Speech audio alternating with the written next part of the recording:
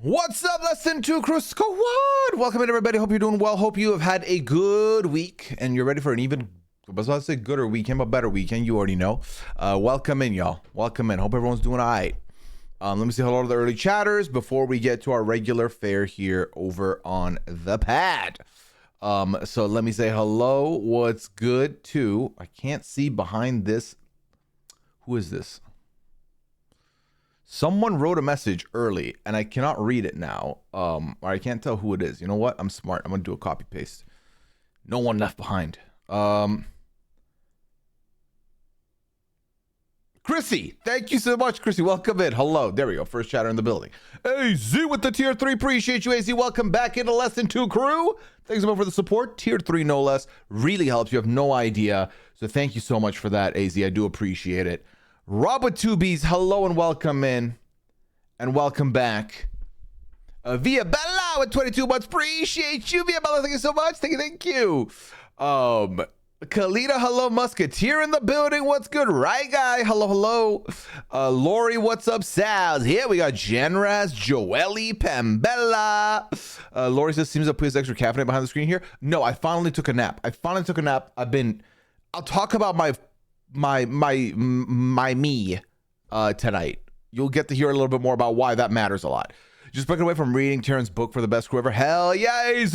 Hope you've been having fun reading the book, and I'm guaranteeing you're gonna have fun being here with us. Appreciate it. Sarah Lynn, welcome in. Gina, what's good? Hello. Live in the building. We got Soja. What up? What up? My first time in a live pad in months. Miss y'all. Miss you too, Pam. Pam, be honest. Did blood on the clock tower steal you? Be honest. This is a safe space. You could be honest. So either way, Pam, hope you've been having fun. Hope you've been doing well. Welcome back, as always. The doors are always open for anybody who takes a little hiatus or, life gets in the way. We're always going to be here. You know where to find us, and I'm happy you found your way back here to the squad. Let's see. 2 weeks in a row, I worked on 3:30 a.m., so we'll see how long I last. Joelle, fingers crossed. We'll see. Samantha, welcome in. What's good? Cupcakes are nice in the building. Hello, Cupcakes. What up? So happy to be here with you all. Happy you're here with us too, Cupcakes. What's good? Mumfords, hello. Thank you so much for being here. Chrissy with a 15 stream streak. Every single stream on that streak. Thank you so much. Appreciate that, Chrissy. Patty, what's good? Hello. Are you almost done doing the pregame setup for your Traitors US coverage? I saw a Wigan Inspired commercial for Traitors US. That should be and probably will be a question I will be answering tonight. As are many questions that will be answered tonight. And y'all already know where to find the form. In the event that you want to ask me questions anonymously, the form is open. I just opened it while I was talking right there. But yeah, form is open if you want to put anything anonymously in there. Otherwise, publicly, I will answer everything. You already know this, and you already know the vibes. Red Wings, welcome in. Hello, Kansas. Patty, thank you for the 61 months. Appreciate it, Patty. Welcome back into the squad. Kicking off 5 years and a month here with us. Appreciate it. Penny Paper, what's good? Katesy, hello. Happy pad day to you. It is weird being on the East Coast for a pad. Feels really later. Brayden, it is very different. Like when I was doing the pad back in the New Havens, I would be done usually closer to 1 a.m. It is kind of weird that I will be done around midnight now, usually. Because I'm like, oh, there's still the night is young, but also it's like, okay, I should go to bed. That should be the move. And here I think with 21 months here, appreciate it. Squad soldier. Cassicus, think of the prime sub to get one of these. I do appreciate using it on me. Cassicus, welcome back for month number 17. I'm gonna fix that light so it doesn't bother any of you. Because that could end up being annoying if it's gonna keep flickering. So let me sort that out. 1 second.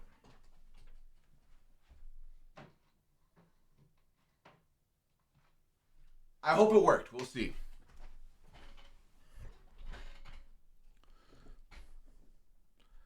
McKenna, hello, rescued family. Thank you for 46 months. You appreciate you. Welcome back into the squad. Jabina with month number 36. Thank you so much, Jabina, for being here for 3 years as well. Appreciate that. Daisy, welcome in. Welcome back. Botswas with the month number 50. Season 50, month 50. Crochet Princess, hello and welcome in. Saraki, sorry, let me get your name right. So feel free to correct me. Is it Soraki? Is Soraki fine or Sorakier guard? Is that better or Sora? You tell me which way you want to go. You want to give a complete other name? That's cool with me. Fellow member of the A certain mafia. What? What you mean? Am I missing something? Oh no. Oh no. Tell me more. Please tell me more. I know you've been around here before. I know you're not new, but remind me, enlighten me. Okay, Sora Kiergaard. Okay, got you, Sora. Welcome back. Welcome in. AJ, what's good? Squid, hello, welcome in again. Jen, what up? Swarnot, can of biscuits. You missed the song. It's all good. Lenny in the building. We got Fractal. What's good? Everything, Fractal. Everything's good. We'll get into all of it. I'll give you whole updates on what's been going on. Been a few days for me, says McKenna. My brother got married on Saturday, so I missed the pad last week. No worries. Then I'm on there. Oh my God, McKenna. Wow, that is a roller coaster of a week. I hope you're both doing okay. Kellyanne, hello, welcome in. Shouldn't the duck be the one making lighting adjustments? What a slacker. The duck just literally sits there and watches us. The duck's kind of creepy. I'm not going to lie to you. Pixie Sticks, hello. Rob says it's fine. Just think of it as Star Wars lighting. AZ with the 5 gifted. Thank you, AZ. Appreciate it. Welcome in. Larissa Time, Zentamali, MJ, Smiley Sunflower, and HRH Breezy, who are all familiar names to me. Back in the Less Than 2 crew with hoodies next to the name, with ad-free viewing experience, with all the emotes you could ask for. And if you're not already into Discord, with a ticket to the Discord in the event that you want to join us over there. Sora, got you. You're from the Mafia. I get it now. I get it. Well, welcome in, Sora. I do appreciate you jumping in here. Thank you so much. Hope you have fun with me here. Let's see. What's up here? About Gerard. Hello. Welcome in. What's up? What's up? Soja in here for the 15th stream as well. What up? Let's see. Yeah, he's much better now. That's good. Free Discord tickets. Well, yeah, free. It's a free ticket to get in. All right, I've caught up now, chat. And I've been told, hold on.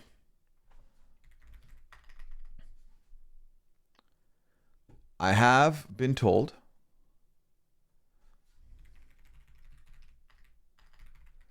as I, plug the form, I have been told to make an announcement. So we're going to kick it off with an announcement because I was told to do so. All right.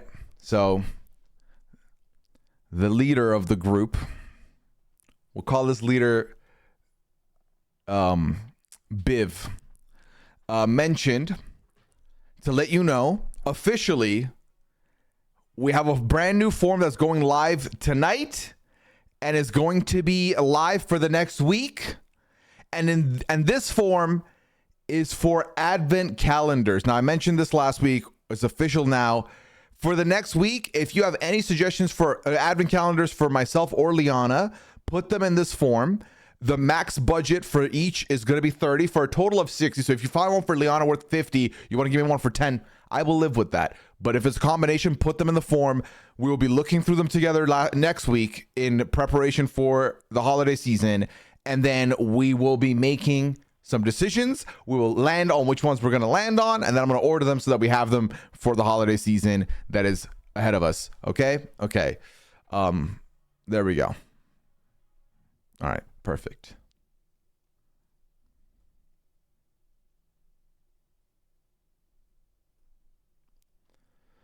Perfect.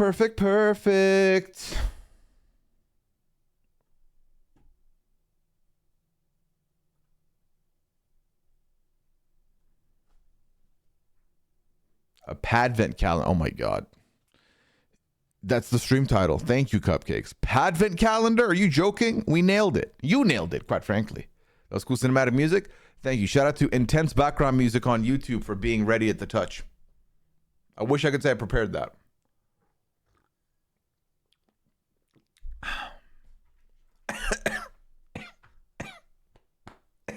Damn. I need to figure out mine. My advent calendar this year. I'm a newbie to it. Yeah, well, I'm pretty much a newbie as well. We did it last year, but that's really been my full extent of advent calendars. The other thing is Liana will buy one like mid-month when it's cheaper so we can have chocolates. You're going to be the most delusional winner ever in Big Brother history. What does that mean, Sora? Like, you are like, I'm going to win, but do you mean like when you win, you're going to have like questionable moves and then you're going to stand behind them? Or you're never going to doubt that you were fine and then people are going to be like, actually, you made a lot of mistakes. Is that what you mean?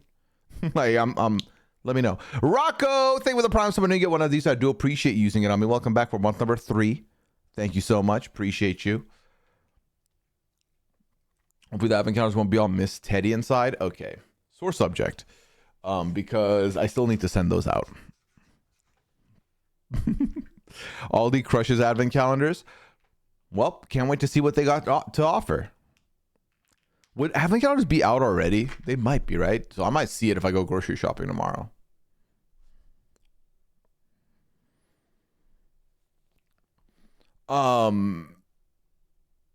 Liv, can we get a command called padvent, and then that way I can put it in the stream title also, so that when we do pin the form for the feedback, we are able to keep a way for people to check it.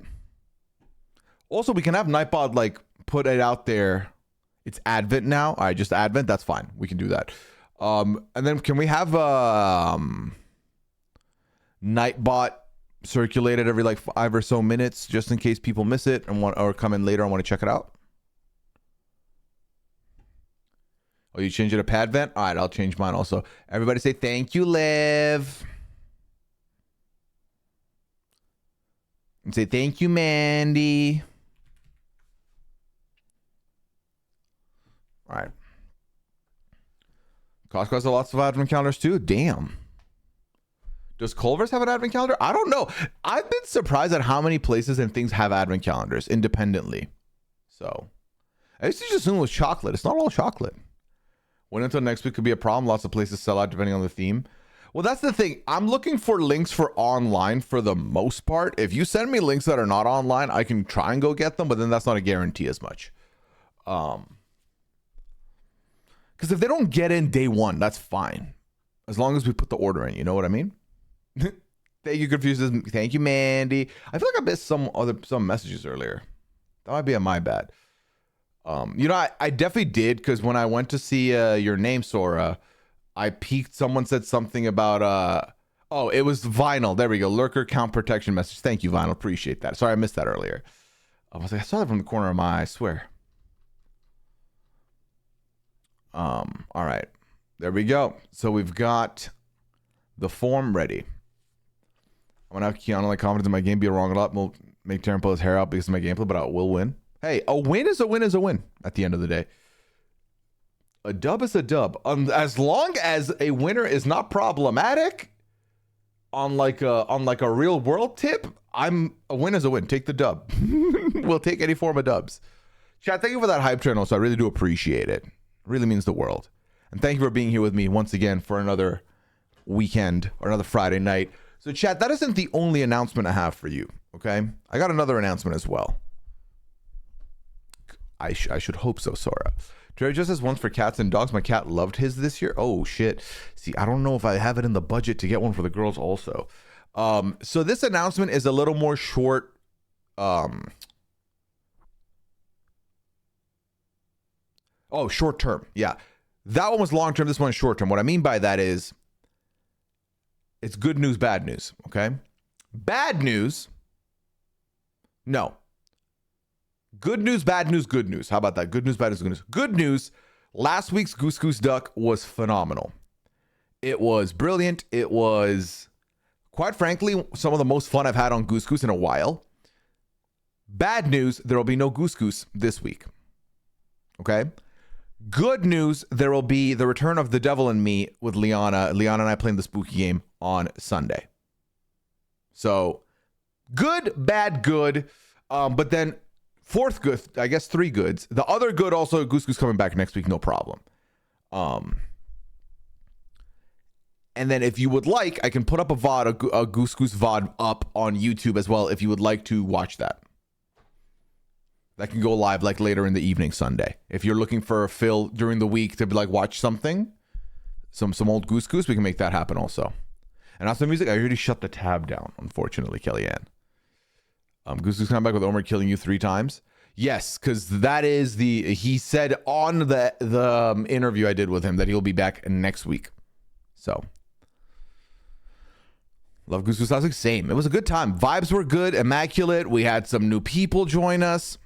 Hey, confused. Thanks so much for the 40. Get confused. It's 45 bits because I like the way you said Goose Goose. Thank you so much. And AZ with the 5. Also, thank you so much for these, y'all. Thank you, thank you. Putting the combos up. Thank you so much. Good trade, though. We love when you stream with Liana. Thank you. And Liana was happy to jump in.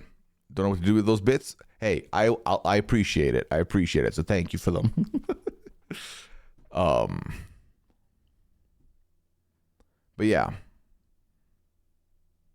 That's my good news, bad news, good news. I'm being friends. How you? Hope you all had a great week. You as well, Tom sir. Oh my God, what is that? AZ with the 1,000 bits. Were those hamsters? Where'd they come from? Hey, get confused for the tier 1. Welcome in. Listen, I hope you enjoy your stay here with us. Enjoy your ad-free experience. Enjoy your one-way ticket into the Discord if you would like it, and all the emotes that you can handle. Have a good stream. Appreciate it. Thank you.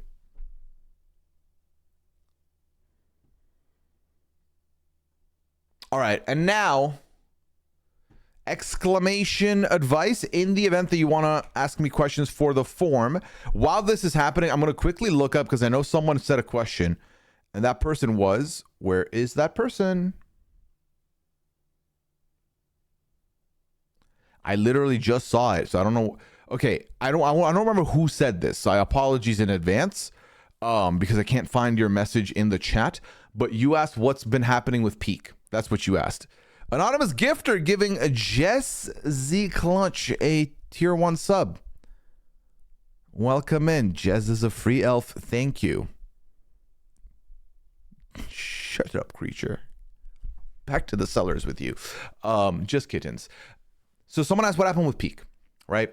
I couldn't do Peak this week, period. I was busy and I had what did I have? I had 2 podcasts to record on Thursday. I had 90 Day and I had the PAL back to back.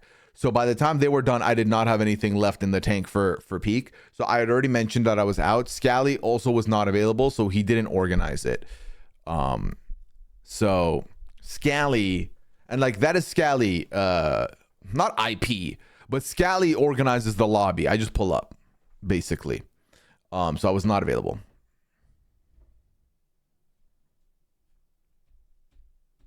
We're just kittens, Dylan. It's all good. Oh, you also asked about marbles. Depending on the pacing of tonight and you know how long we go, I'm open to it. I'm not saying, oh no, definitely not tonight. I'm open to it, but let's keep it live. You know what I mean? All right, we're getting some questions in the form already. Ooh, just wondering. Okay, is there a reason Taryn doesn't play Goose Goose Duck anymore? Ask Taryn. I have no idea, y'all, because Taryn knows. Taryn knows he is welcome back whenever he's ready. Now, y'all got to remember, the man had one of the more busy Big Brother seasons we have had in a minute. One of the more intense Big Brother seasons we've had in a minute, where literally there was gameplay to talk about every day the whole way through, whilst also promoting this book and working on the book stuff behind the scenes, while also then after the season doing his audiobook for the book, then signing all the autographed editions of the book, then doing deep dives for the season. And then also all that, also doing his, I don't know how much content he's doing on Patreon, but I know he's doing quite a few. So the man's busy. But if he's around on a Sunday and he wants to pull up, he can pull up. Because the lobby isn't like full to the brim every week. You know what I mean? So absolutely open. But yeah, I don't know. Maybe he's enjoying his break. Who knows?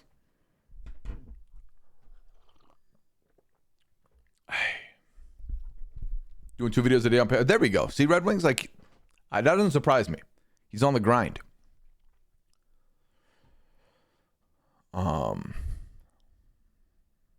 Did you end up watching Squid Game The Challenge? I've watched 2 episodes. I'm not all the way in yet. I will say I did get spoiled on the winner.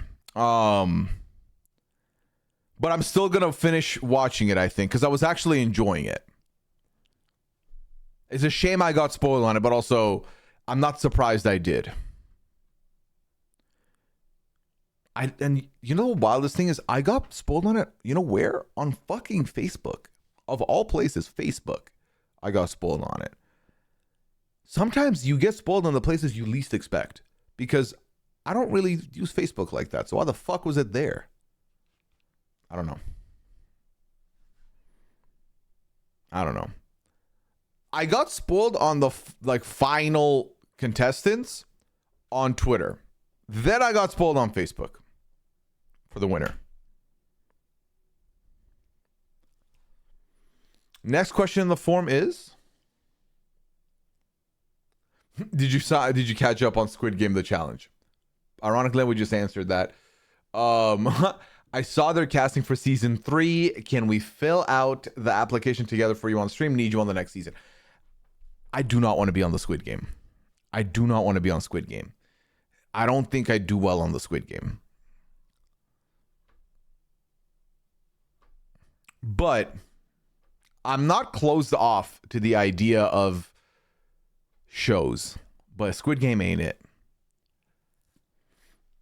Thank Liana for the advice about grad school. Honestly, and here I'm happy I remembered. We took a little break in between, and I was like, oh, shoot, you know what? We'll open up the segment with this question.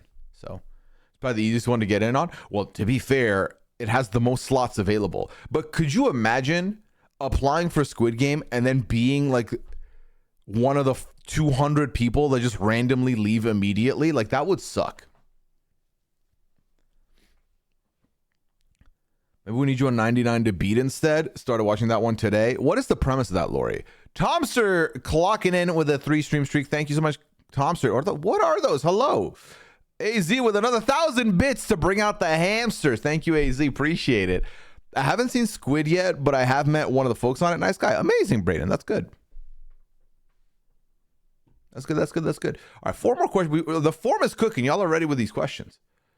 This has turned into one of my favorite things to listen to on a late Friday night. Thank you so much. That's so nice. I'm so happy you feel this way because I feel this. I enjoy this stream. This is my favorite stream to do every week because I get to talk to y'all about every and all things. It's a time where I can be a little more, I can open up, be a little bit more personal with y'all, be a little bit more honest. You know, you're asking questions that some people might just ignore and never answer. I will answer them because I trust my community and I want to share with my community. So I'm happy you enjoyed because I also enjoy it. Shout out to you. Can we get a draft update? I forgot who was who. For Survivor, I got you, fam. Yes. So we're about to, quick spoiler on Survivor. You're going to find out who's left so far, but I feel like y'all are going to be all right with that. So 4 teams have 1 player left. 2 teams have 2 players left. Okay. Chappelle has Savannah. Liana has Rizzo. Taryn has Juwan. Asia has Sage. Then Shannon has Steven and Christina. And I have the Sophies, Sophie B and Sophie S. So you know what they say, the draft average, it stays with me, fam. It stays with me. It ain't going nowhere. It's not going anywhere. Extracted looks fun. Isn't Extracted the one where like it's like you and like family members are involved with it kind of thing? And like they're watching you and then they can like call for you to get removed type of thing. Also, Pam, earlier you said 1,000% blood on the clock tower, right? I also missed that message at some point. Blue Sophie with the win. Hell yeah. Thank you, AZ. Appreciate it. Did Shannon have the grenade? Yes. Yes, she did. I don't go out on Friday night so I can stay home and watch. Well, that's the thing, right, Pixie? Like for me, I haven't been going out Friday nights in a minute now. And so I know that I'm not the only one home on a Friday. So if you're home on a Friday, I'm home on a Friday, and you want a place to hang out, the doors are open here. Let's hang out at the pad. There's other things to be done also, of course, as always, but if people are enjoying themselves and they want to enjoy themselves here, would love that.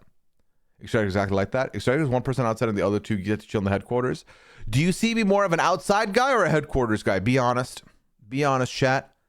99 to beat is physical 100, but with normal people in party games. Ooh, that sounds like a good time, Musketeer. You're not wrong there.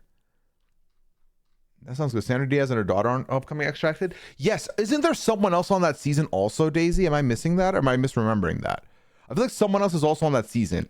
Is it Sis from Big Brother 21? Yeah, Red Wing says Sis. What? Weird. Headquarters, I don't want to subject you to the outside. Respect.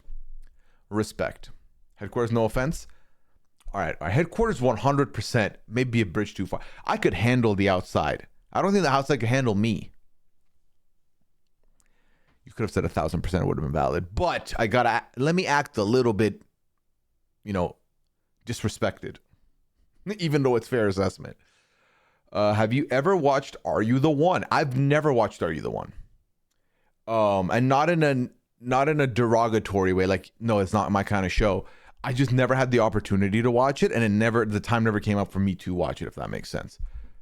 Not just outside, out in the middle of no freaking where with not a dang thing. All right, fine. So you want me and Liana to apply for the show? Is that it?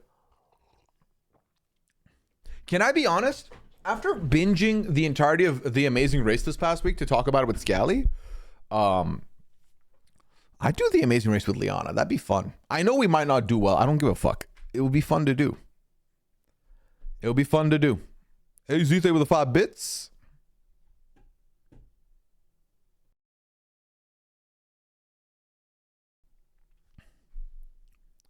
I want to put you on Extracted. Where would you put me then? So, yeah, that was fun. Hey, bits are bits, Lori. Bits are bits. Next question is, why doesn't Bruno play in the Goose Goose lobbies anymore? I don't really talk to Bruno often, to be honest with you. The last time I talked with Bruno was over 2-3 years ago at this point. We don't have the rapport like that. Let me see. I'm trying to see when the last time I spoke with him was. I stand corrected. It was December of 2022, about 3 years ago now, chat. So we don't really have rapport like that.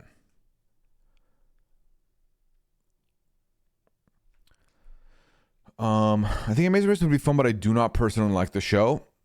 I don't disagree. Amazing Race test relationship. I've seen many couples go at it on TV from that show.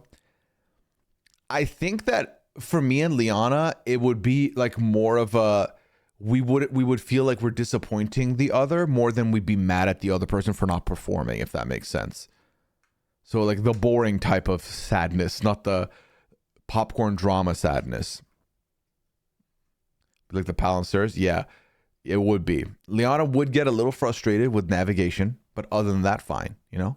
Everyone wants you on the Traitors, but selfishly want to keep you on the RG for coverage. Oh, thank you, Lori. Thank you. Hey, and listen, Lori, you're closer to getting what you want than anybody else is who wants the latter or the former. Old school Amazing Race would be more fun. Absolutely. When you have to find travel, yes. That actually, I think we would excel in that. I'm not going to lie to you. I think Liana and I would be good at finding good tickets and faster flights and all that.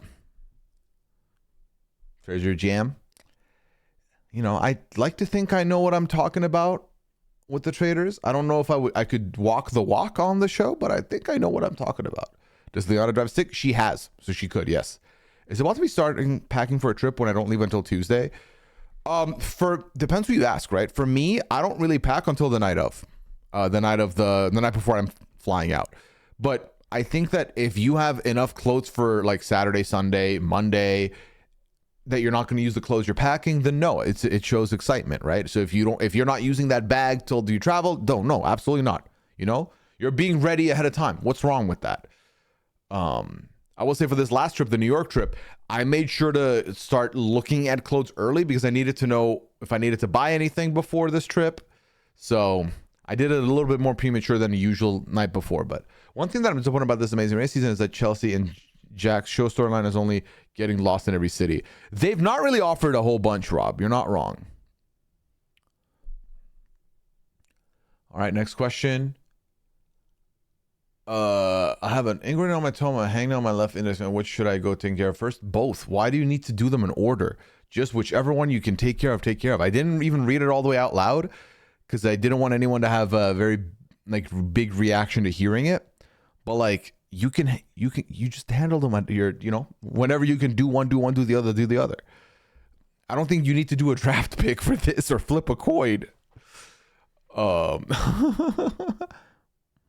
So you're good. Trust me. Okay. Hypothetical, if you know question. Let's say you're playing a game for lots of money. Okay. You have to bet on someone without knowing the next challenge, physical, mental, strategy, whatever. This determines your fate in the game. So out of any recent reality TV players, Traitors, Big Brother, Amazing Race, etc., who are you betting on to protect your game? Again, you don't know what challenges. So you're telling me that this could be a physical comp, a mental comp. This could be like a genius level strategy game,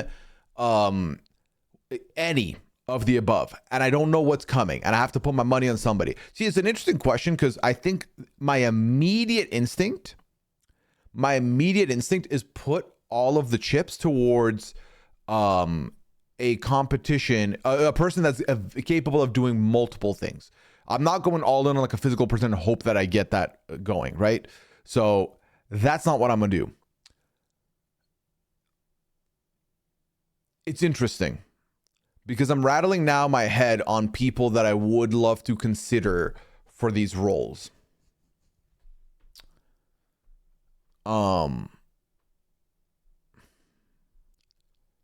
My recency bias is screaming Jag, because if you've not been watching The Amazing Race, him and his brother are just so good.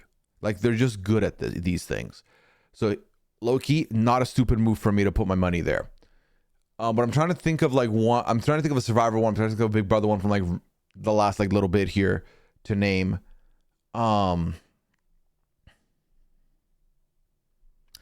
It's hard because like I can think of some mental strategic folks that I want, but then do they have the physical there too? You know what? Morgan from Big Brother. I would definitely put the name in the hat for Morgan there. I feel comfortable putting my money there. I would be very comfortable putting my money there. I'm trying to think of someone from Survivor now.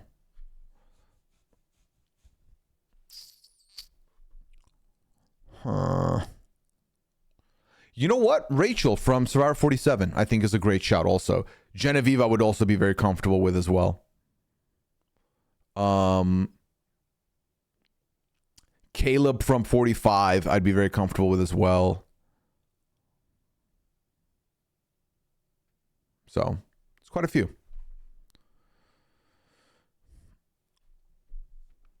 All right, let me scroll back up, see what y'all have been saying.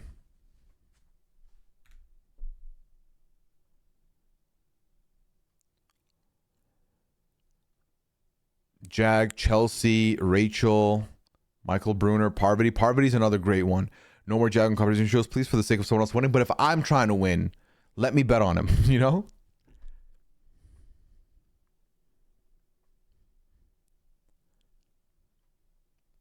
Morgan would be good vibes, for sure. But Dana's mental and physical strategic play, I don't know, though. I don't know if Dan, I think strategic, mental, yes. I don't know. I wouldn't go. My mind wouldn't go there. The other thing I'm also factoring in is that if it's a strategic game or a mental game, in my head, these people know who these people are. It's not like randoms, right? So you are always a lot more likely to second guess and question the picks I've put out forward later than you would Dan Giesling. If you have Dan Giesling coming in to do a mental comp or a strategic comp, it's very easy for everyone else to be like, we need to be on the lookout for him. Do not trust him. And then he's like, he's got an arm tied behind his back the rest of the way now with a little bit, difficulties. Is the person at their peak or current? I would assume current. We're not going back in time. What did I feel about Amazing Race when I binged it? It was fun. I enjoyed myself. I still agree that, and also check out the Free Agents pod with me and Scally. I filled in for Matt this week, who wasn't around, but check and see what we said because it was a very fun conversation. I had a good time with it. My one big gripe with it is that I don't know why it had to be a Europe only season. Like, why couldn't you go multiple places? That was unfortunate, I thought. Because I just felt like there was so much more. I enjoy when they have more culture out there. Also, hearing some of these stories from some of the lovely people of color on this season that have had some hardships getting cabs or getting access to things because of their race, that hasn't been a comfortable thing to see and hear about. So I just feel like it would have been a little bit more. Well, despite all that, Jag and Jess still being first, it says something to me. That's how good they are. but I would have loved a little diversity. I feel like it kind of some of it kind of bleeds together a little bit. Not saying all the European countries are the same. No, absolutely not. Everyone has their own unique culture. But I think that I like the jumping around. I think the travel fatigue I want back, right? Like, wow, 14 hours to go to Thailand, only to then go back to Romania like 2 days later. Give me that, you know?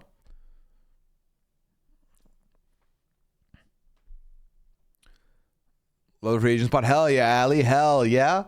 Jack and Jizz remind me of the thing I insisted on in the last episode. One, you must eat the local food where you travel to. I was annoyed by the complaint of not liking olives to the person in the olive shop, especially since Greece is known for their olives. Oh, to me, it's a free bite of culture. You take it. I was identified with that Taylor was expressing where the men teams have been dominant this season. Right. Probably budget. They spent too much money paying the B players. You're probably right, Red Wings, but it doesn't mean I'm happy about it. You know? My friend that is an Amazing Race fan was not looking forward to this season because she hates Big Brother, but it turns out she loves it. It really enjoys the cast. They cast people who know what TV is and know what they're doing. Like, I think that is, you don't have to love a show's format to, you know, you don't have to hate a show and then also hate its players. I think that is a misdirect, a problem. I think you can be like, oh, I don't really watch this show, but then appreciate the people that come from that show. And I think Traitors really has exemplified this.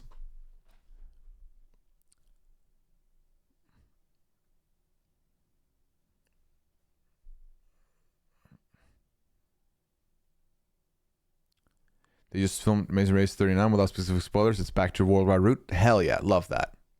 That makes more sense than that they randomly hit Europe for this only.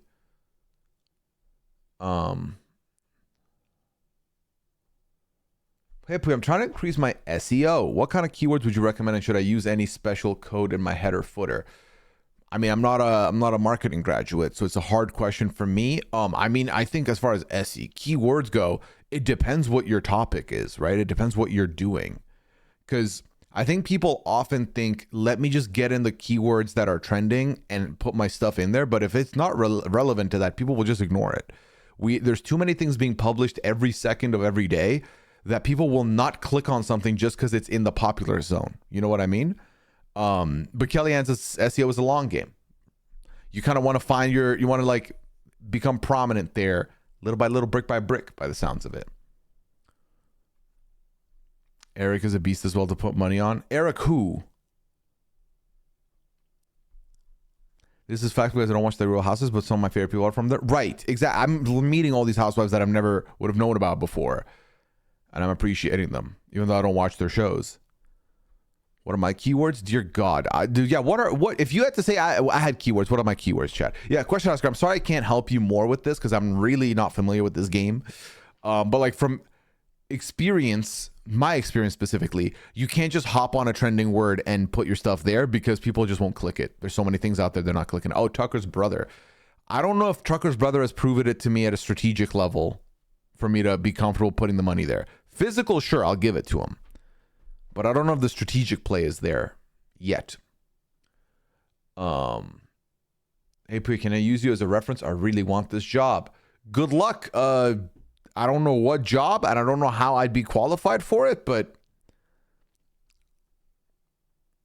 sure. Sure. I can't wait to find out what job it is. Go for it. Good luck. Rob said he would trust Tucker's brother with his life. He said what now? The job is RHAP podcaster. I mean, I'm gonna need if I find out it's an RHAP podcast, I'd be like, well, let me hear the audition tape. You know, like this ain't no willy nilly. It's just so funny getting to know the people's partners. I kept on hearing about Paige, but getting to know Paige on screen and chat BCC has been amazing.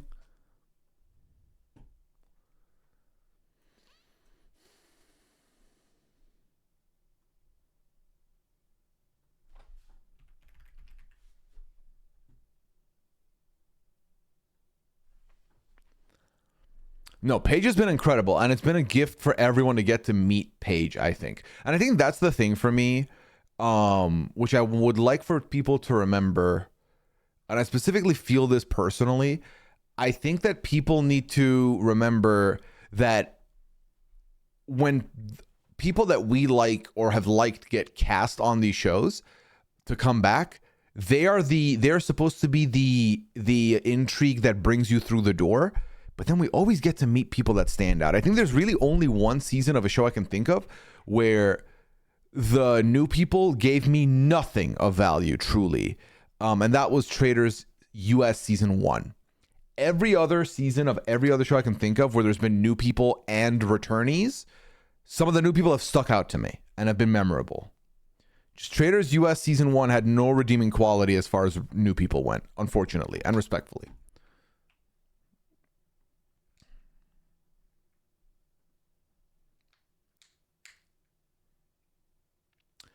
Zero out of 10 rage bait, do better.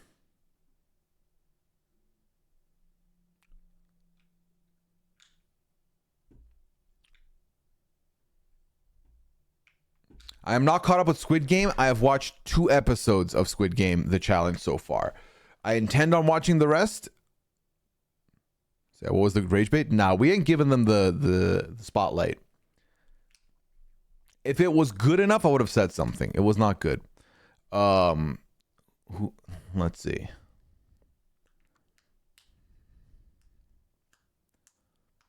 You didn't like the Survivor music guys? No. No. People being upset at the end that the traitor did them in and feeling mad about it after the fact, despite that being the only way the traitor can win is to vote them out. Nah.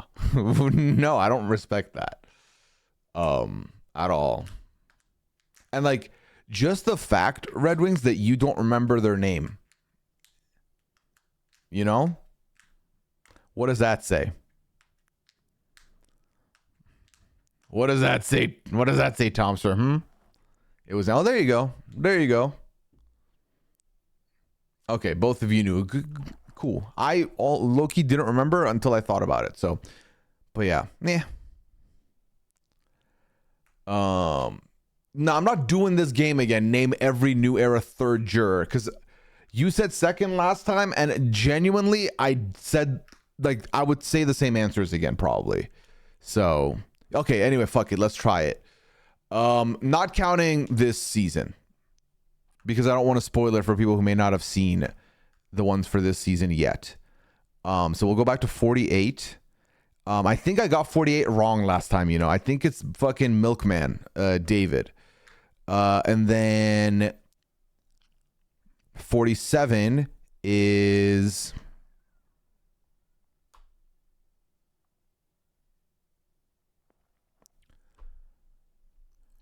who was after Saul?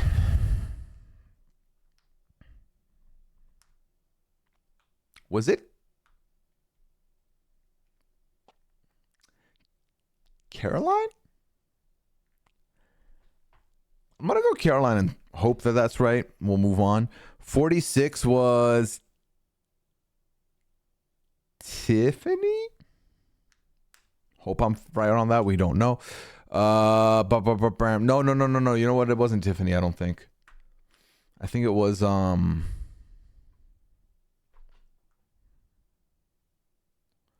Hunter. I think it was Hunter. So let's say that and move on. And then 45 was Kendra. 44 was...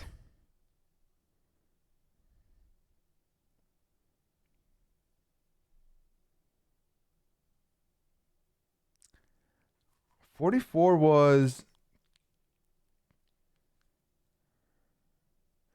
44 Kane? Am I bugging? I might be bugging.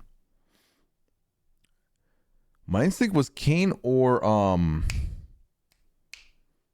I think it's Kane. We're just gonna lock in Kane and move on.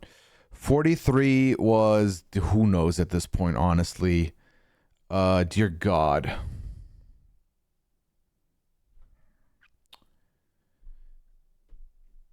Did I get it right last week or no with 43? This feels like one that I'll just put the answer from last week and hope that I'm right now versus before. I'm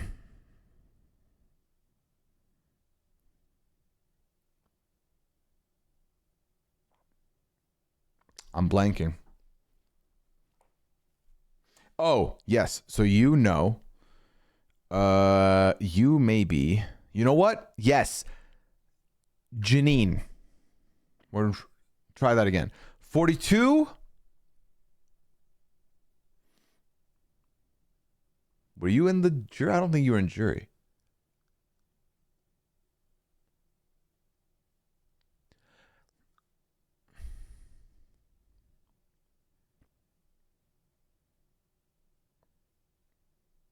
I have to remember the 42 people to remember who was fucking there.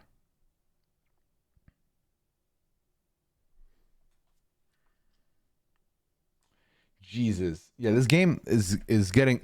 Don't ask me next week for fourth juror because I will just skip it. I do not think I can answer that middle of the jury like that.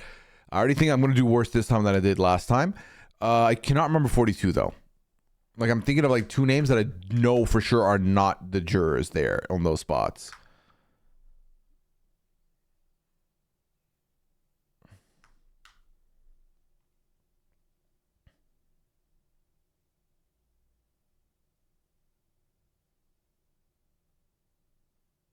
Like now I'm thinking of okay, I'm gonna skip 42, fuck it. And then 41, I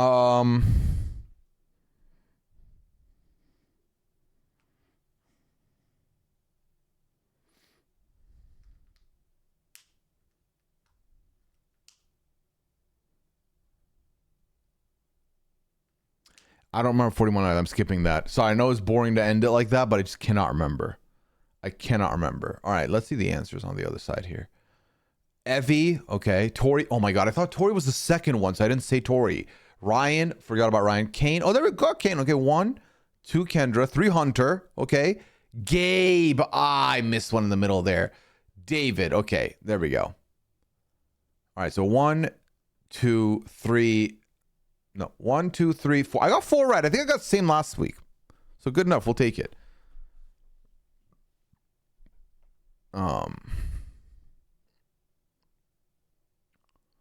Do you see Beast Games 2 release was announced? I did see that. I did see that. When is it premiering, Kellyanne?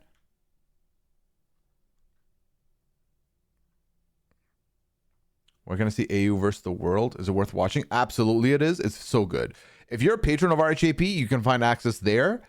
You can also ask if you're in the Discord, ask and see if someone has links that they can find for you or have access to.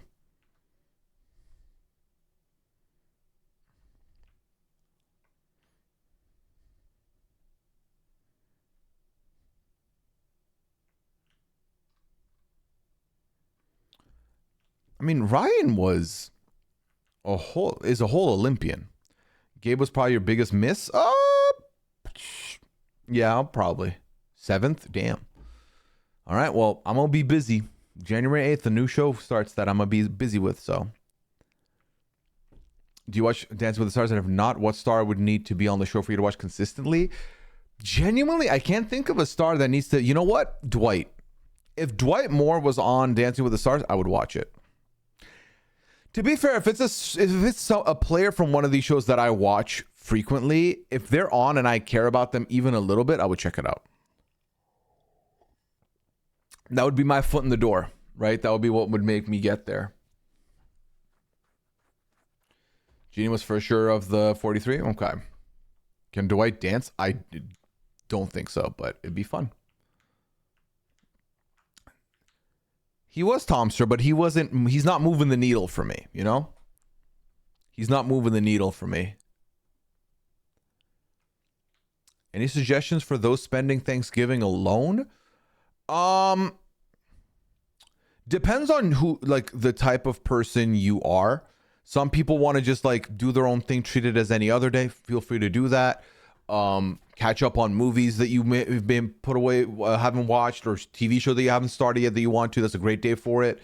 There's still football that day if you're a football fan. And like, if you have loved ones that you cannot go to for travel purposes, give them a call, you know, obviously video call them, hang out with them a little bit that way, chit chat.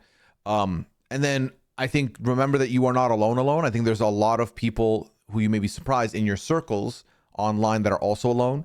So find that, see if there's a little group that wants to hang out and do stuff, you know? Depends on the person. I don't know why my topic for reality star and Dancing with the Stars is Boston Rob. Can I say this, chat? I genuinely, unironically, thought that Boston Rob was going to be on Dancing with the Stars this season. I really, really felt like he was going to be on this season with the amp up in like promotion he was doing, as in like he was getting brand deals and shit. I was like, he is so going to end up on the show. And then he didn't. And Dylan Efron did. But I think the door has never been more open for a Boston Rob Dancing with the Stars appearance. You going casino for Thanksgiving? Hey, sounds like a good time. You should play a lot of video games. Sometimes I make a nice meal for myself. Hell yeah. As someone who has spent many holidays alone because I lived in very cold, wintry Canada while everyone went home and saw their families, and my family lived continents away, and I wasn't going to go for a 2-week trip because it would cost like $5,000 to do so.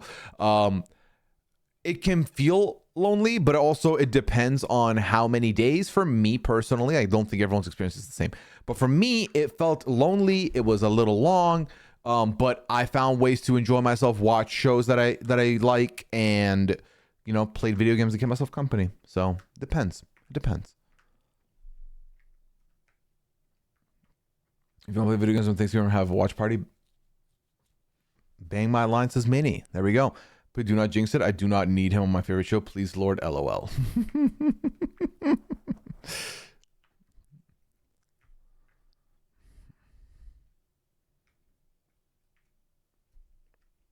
Yeah, I was in Canada for 10 years, and the Christmas break, everyone would leave and go home for the holidays, and I was home alone. Kevin McAllister style.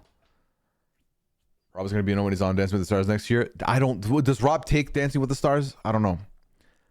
Stay off social media because watching other people post pics make me a little depressed. That's fair. Stay off social media. I don't think that's a bad shout at all. I think that generally social media, I always have to remind myself, especially the Instagrams of the world, they are curated to put the best version of a person's life forward. So you got to remember that during the holidays, for sure. All right, Chet, y'all have been cooking with these questions tonight.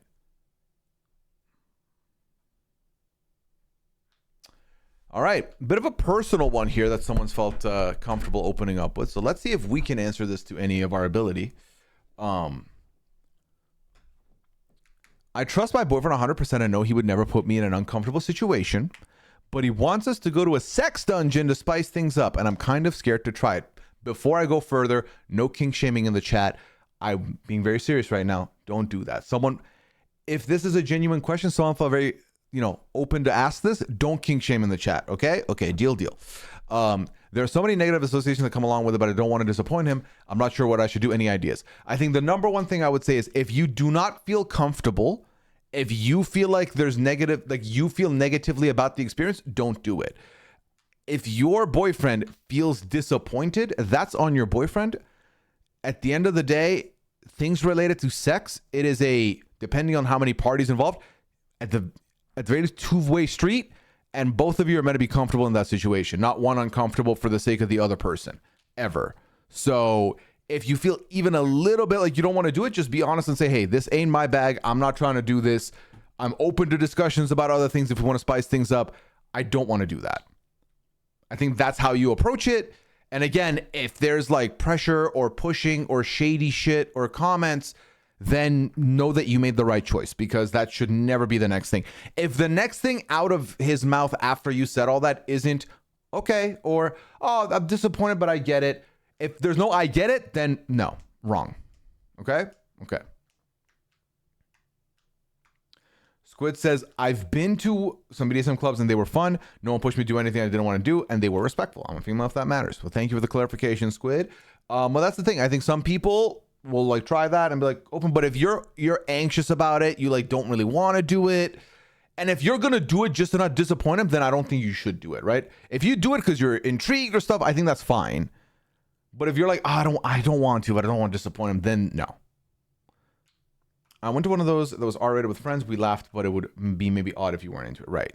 Oh yeah, like if you're going to explore, that is probably one of the safest environments to do it in, right? It's like a dedicated space to this. So, but yeah. All right, chat, there we go.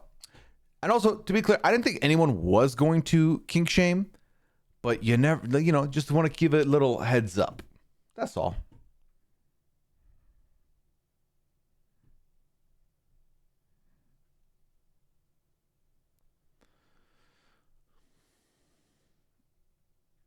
Hey, I just want to say you've been splitting absolute facts this room. Well, thank you. I try. Listen, I'm being honest with you to the best of my abilities, you know? Also, my grandma has a herniated disc. I'm sorry for your grandma. Sorry, if I'm sounding confused, it's because I feel like I read two different posts in one question. And also I was like, did we talk about discs? We didn't, but hey, I hope your grandma feels okay. Stilts? Okay, what? I was about to kind of half rage bait. See, the thing is, I don't mind if like I say something and it's like my story and you're gonna like joke unless I preface it. But when it's someone else's, and it takes a lot of courage, I think, to ask, because like sometimes, so the way I see the forum is, why is my pause button not working? The way I see the forum is, to me, it's a space where like you are asking questions that either A, you do not want me to know they're coming from you, but they're a question you want to know, right? It's a burning question. For example, I can imagine there's some people who are like, I'm curious why this person hasn't played Goose Goose. Are they beefing? Is there a problem? Like what is going on? But you're not going to ask that in the chat because there's going to be people that are going to be like, what are you talking about? Everything's fine, before I even answer, or because you don't want me to associate that you see someone negatively, you know, like the whole like head game. So you're like, I'm gonna put it in anonymous because I'm still curious about the question. That's fine. I think the other thing that happens with the forum is that I think sometimes we'll get questions in here, whether I've experienced something similar to be able to answer it or not. It's, I think, a place where someone's like, well, damn, I don't know where else to ask this. Let me put this in here and see what happens. So there you go. So that's why I'm like, if someone feels comfortable enough to ask, then please ask. Yes, the form is still up, Sora. It's in the it's pinned in the chat right now. Right? Is it pinned? Yes, it is. It is pinned. I don't think her had anything to do with it. No, I don't think so, Lori. I mean, the questions were sent like back to back, about like 2-3 minutes apart. So I do not think, and I didn't read them out loud, right? So they wouldn't have known. I've got my sister into Traitors. We're watching US season 2, and when Peppermint left, and she realized everyone would find out. She was on Twitter. She's like, oh, I love this. Oh, hell yeah. Hell yeah. Sounds like your sister is about to become a certified Traitors fan. I have a friend who goes and she said everyone is very respectful of all boundaries and levels of participation. I think, who said that just earlier up here? Someone said, oh, Minnie said it. It's probably one of the safest environments to do it in. I really do believe so. Because people who are in that space, like, again, I think kink shaming and stigmas are abound with stuff like this. So that is literally the one space where everyone is like, we know what you're here for, or we know you're curious about stuff here. We are here to answer questions, and we are here to safely participate in these things, kind of thing, if that makes sense.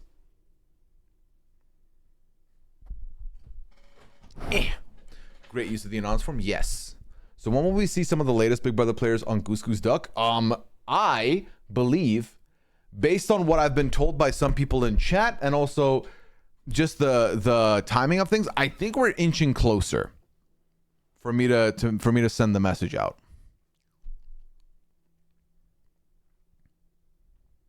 I've asked a question in the forum and I didn't want to interrupt the chat of a different conversation. Hope that was okay. Absolutely. Like, I don't want to change topics too early. Yeah, no, that's fair. Like, if you ask a question that's not related to a discussion we're having, you both A, don't want that question to derail the conversation we're having about this other topic, or B, you don't want your question lost in the middle of a other discussion. So fully, the form, you can use it whenever. Like, its primary use is for people who do not want their name attached to their question. But if you want your name attached to the question, that also happens. People will be like, and by the way, this is blank from the chat. Feel free to use my name because I am looking for advice. And if anyone wants to, like, direct it to me, that's cool. Asked my niece if she wanted to do a yoga class with me because we've been going to the gym together. She said her dad doesn't want her doing yoga because they're Christian. Yoga has been a lifesaver for me, so it's kind of hurt. Any advice? I'm just planning to not bring it up again, but it's hard to deal with. Interesting enough, is the whole reason that your brother doesn't want your niece to do yoga because of the attire? I'm trying to think what is so unchristian about working out. But I'm assuming it's the attire, right? Like, is he more conservative with it? Like, is that kind of what it is? Oh, the spiritual side? Is it, or is it more the spiritual? Yeah. They are professional. They get tested for SD and they're safe words, boundaries. Yeah, exactly, Minnie. Yes. I don't judge anyone. I don't like being judged. Hell yeah, cannabis. That's what I'm saying. Also, chat, has the music level been okay tonight? Has it been distracting? Has it been loud? Has the music quality been good? You tell me. Let me know. I think it's the roots of it. Ah, okay, so it was the roots of it. I see. Wow. Well, you know, Minnie did say in 2 years, we can definitely join you. The of it all. Yoga is spiritual practice and often ends in meditation. There can also be chances. Oh, gotcha, Autumn. See, I've never associated it with a religion. That's interesting. That is very interesting. All right. Do you play any games on your phone? No. What are you? What are you, 5? Do you have games on your phone? No. Actually, that's a lie. I have 2 games on my phone. I need to charge my phone, actually. I have a Suika game and I have Sudoku. I rip both these games exclusively on planes at this point. I never play these games unless I'm on the plane. Sometimes I'll run a Sudoku at like late night when I'm in bed and I can't fall asleep because I'm like, let me get some brain power used, so maybe I get tired. Sometimes it works, sometimes it doesn't. It just makes me do more things and I stay wider awake playing. So, but yeah, usually I'm ripping the games on the plane only. I'm not really playing mobile games like that. I also have BitLife actually, Tomster, but I almost don't count that as a game. But it is a game, I guess, technically. You thought I'd be a Farmville kind of guy. No, I famously was the friend who had to give his password to all his other friends who wanted to use his goddamn Facebook profile to make their farm, to make his farm to then send gifts to other people's farms. I was that guy.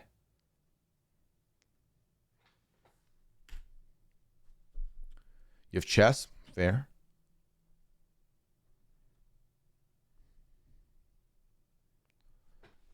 Sudoku refers a new concept? Yeah.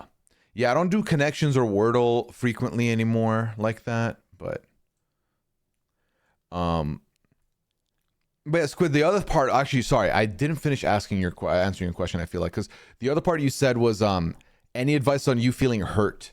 I mean, it's tough, isn't it? Because especially for you, like you said, it has been a game changer for you, a lifesaver for you, right? So it feels weird to have someone, in the most simplistic terms, yuck your yum, but also yuck something that has been a safety to you, right? It's like someone saying, I don't believe in this. And you're like, but it actually healed. So what do you mean? It's tough. It's tough because I also think for me, like, for example, I grew up Muslim. I have never been opposed to attending other people's religious ceremonies or place of worship. You know, I've been to churches and I have no problem with any of that. But then this to me almost sounds like your brother would be like, no, we don't do that. You don't go here. So it's tough, but it is what it is, right? It is what it is. Remember, it's not an indictment against you at all. It's just his beliefs and how he believes his family, like his like daughter should be, basically. But like someone in the chat said, daughter's going to be 18 in a little bit, and then it's daughter's choice. But it's not an indictment against you. It's tough. It's tough when family doesn't get it from your POV to the point where they're like, okay, I'm with you now on this one. But have any of you played Minute Cryptic? I've never heard of this, Kellyanne. People really hustling on Farmville? They were going ham on Farmville. Ham. Your Wordle in 4? Weak, Tomster. Do better. Just kidding. It's fine. One of the students I went to college with worked on Farmville. Worked like as a it was their job worked at Hero. Maybe there are Christian yoga groups out there on the internet you could find, not to join, but as some evidence to show them that it's okay to practice both. It's a very great suggestion, Vinyl. I think there's a lot of Christian communities that are choosing to become more isolated to their detriment, says Jinx. Did you see the woman who calling all from the mosque was the most helpful? Yes, I did see that, actually. Thank you so much. I really appreciate the perspective. Of course, Squid. Happy to help. Happy to help every little bit I can. And I know, like, usually we don't really talk, like, a couple of things we don't talk about on stream quite often is religion or politics. But I didn't see this question to be anything but informing and like helpful. So hope we were able to help in every little bit we could.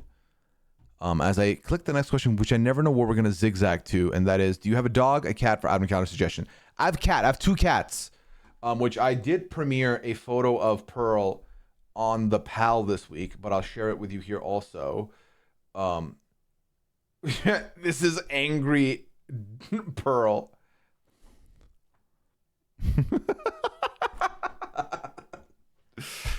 But yeah.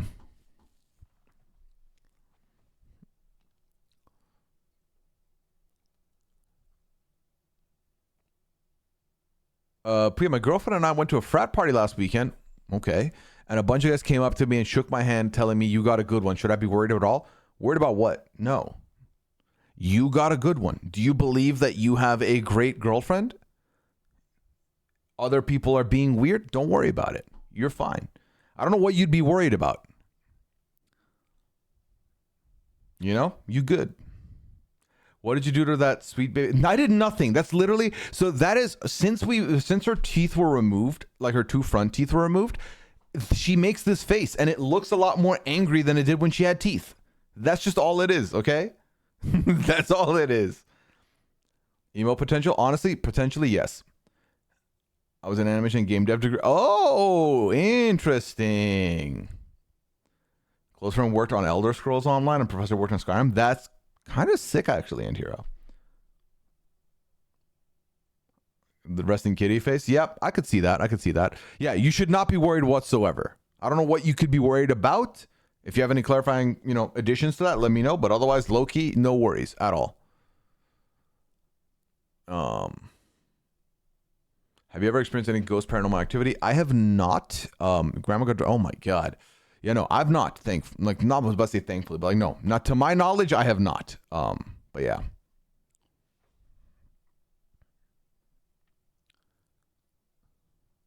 You ignoring my rage bit offends me. I want to unsubscribe. Can I have a refund? You cannot have a refund, but you can leave whenever you want.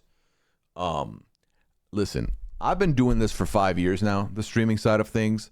I have streamed many hours. I have seen many a comment. I've seen disrespectful comments. I've seen people follow the account to immediately throw a racial term my way. Sorry.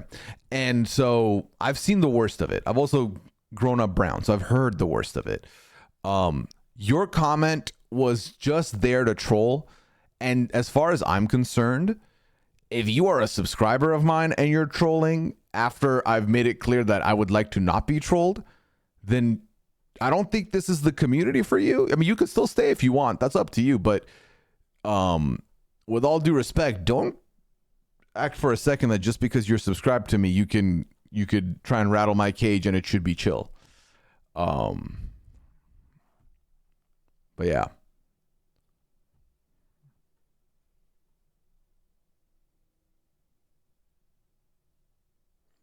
Also, I'm pretty sure today would have marked my 5-year affiliate.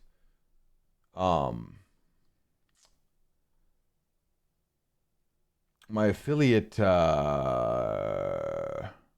date. Also, you want to know something else that's fun? Today marks 2,000 days since I first started streaming. I have streamed well over 2,000 hours, actually, at this point. Amazing. Amazing. That comment made me go look it up. You did miss the picture of the cat. Yes.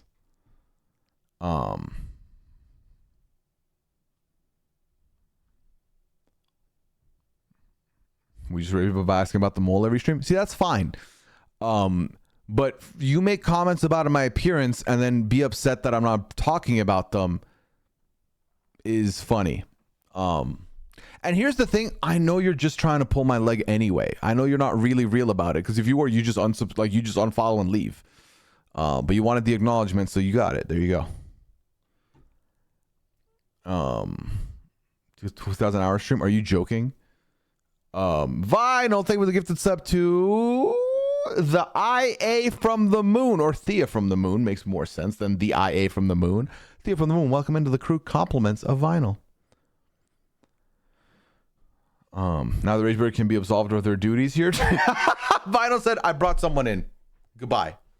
Thank you, Vinyl.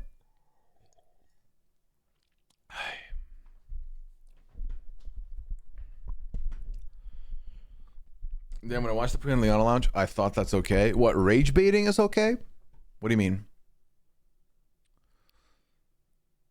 Did you, Bryce, get Rob's defense of the double thumb incident? No, I have not heard official words from Rob about it as of yet.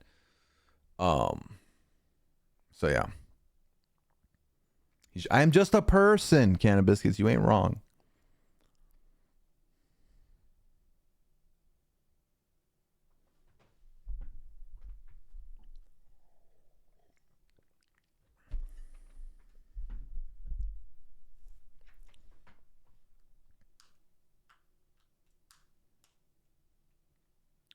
I just got here and people are being mean to you. No, there's just someone in my forum, I think, that wants to watch me react negatively. And I didn't give it to them. And then they got upset and said, can I get a refund? And I said, no. Before I go and look up if there is one, are you a Harry Potter fan? As in question. I am. I grew up on the stuff, but if it's going to be Harry Potter related, I would like an unofficial one, because I'm not trying to fund J.K. Rowling's pockets. So, but no, I grew up on the franchise. I absolutely love the franchise, like to the core.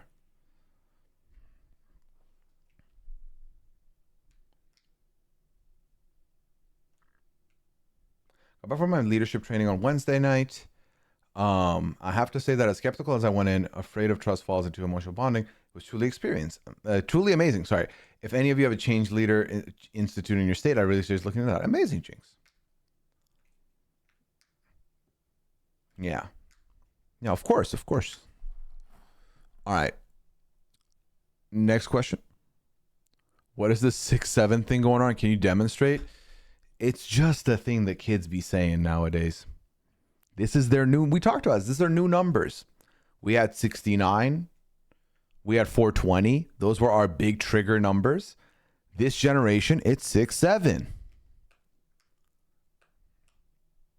And let me tell you, it is a verbal stim that is stuck with me now. It just has. I literally was playing, okay, so last night, this is so annoying. So last night is the first time I got annoyed about 6-7. Up until this point, I didn't care about it, and I was fine with it. Last night, I was playing Sudoku to try and go to bed. And I was playing, and you know, the way I play Sudoku is I will start filling it out, and then I'll start reciting the numbers that need to go in a certain box. And the number 6 and number 7 are right next to each other. So you know how many times in my head I went 1, 2, 3. Okay, what am I missing? I'm missing. All right, 4, 6, 7, 9. Fuck. I kept saying it like that. I kept saying 6, 7 like that. And I was like, oh my God, I'm getting annoyed with myself. But I couldn't help it. It's happening in my head. So it's just happened now. This is it. This is just how it is. Will it die out? Maybe. Who knows? I don't know. Yo, thank you for that hype train going. Appreciate it. Thank you.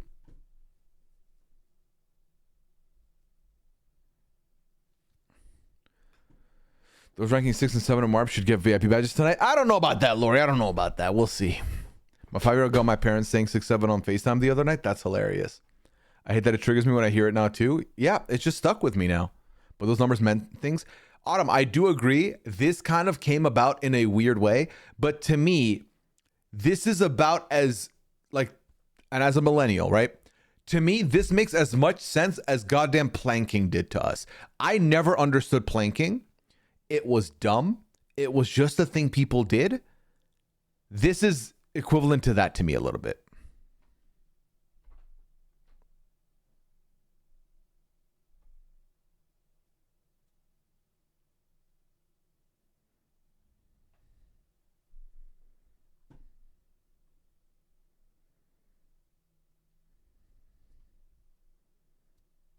Planking is good for the core.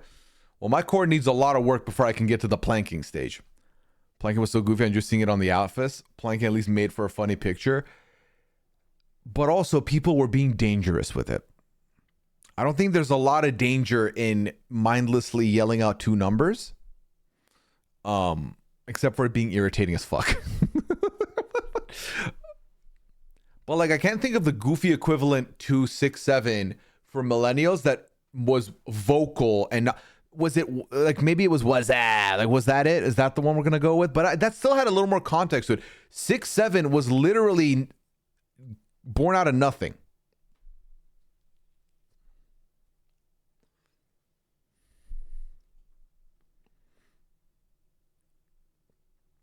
Are you a fan of musicals at all? And if so, do you have a favorite?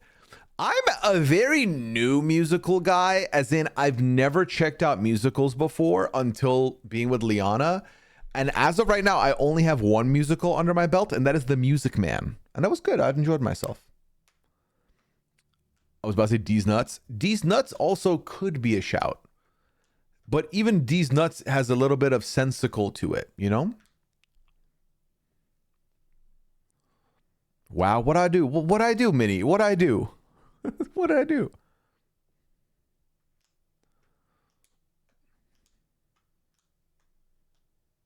But as millennials, we had a lot of like goofy physical stuff, right? We had fucking planking, there was owling, then we had the Harlem Shake, then we had the mannequin challenge. Like, we were out here being goofy as fuck, and then we're here yelling about these TikTokers dancing. Like, we did goofy shit also. What are we talking about here? You're well versed in musicals. Let me put you on to Phantom of the Opera. There's quite a few that Liana wants me to see. I voted for the longest because opera, and then it ended up being my fave. Highly recommend the Royal Albert Hall live stage version. Damn. Ice Bucket Challenge. Thank you, Sora. Yep, we had that as well. Long live the Harlem Shake. Ridiculous. The movies I try to see it live. Yeah, I never associated watching the movie as an equivalent. All Your Base Are Belong to Us, but I guess that did have a reason. Leroy Jenkins. Yelling Leroy Jenkins for no fucking reason was a thing. Parkour. Mm-hmm. In high school, someone would walk in the room and say, "The Game," and everyone would, oh my God, The Game. The Game. And then this one where you put the fingers down, and then if they saw it, you punch them in the arm. We were wilding as millennials. We were goofy as fuck. And then again, we're here judging these kids. Like, we didn't do this shit also. My God. We're not any better, chat. We're not. I just lost the game. I heard someone call millennials boomers. I mean, that's the thing, right? They're calling me an unk. They're calling people that are 28 and above old at this point. It is what it is. It's one of those things where you'll turn that age and then you look back and you're like, damn, I was wrong. Let them get there and realize they were wrong. We're fine. Every generation has their own thing. Let them all live. Exactly, Liv. Exactly. Who else would like to see a tier list of Christmas movies? In order to do that, wouldn't one have to have seen many Christmas movies? I don't think I've seen that many. I'm 25 and get called on. That's what I'm saying, Buckeye. It don't matter. It don't matter to them. Like, they hit 18 and they're like, you know what? Anyone above 21 is too old now. Which, provided, I'm going to be honest here, I feel like when I was 17, 18, someone was like, I'm 33. I'd be like, you old as fuck. And I'm like, I meet someone who's like 27. I'm like, we're about the same. I see someone who's like 39. I'm like, we're about the same. So. Damn, I really like the song. Who is this? Chat, can someone look up Lucas Home and see if they're cool?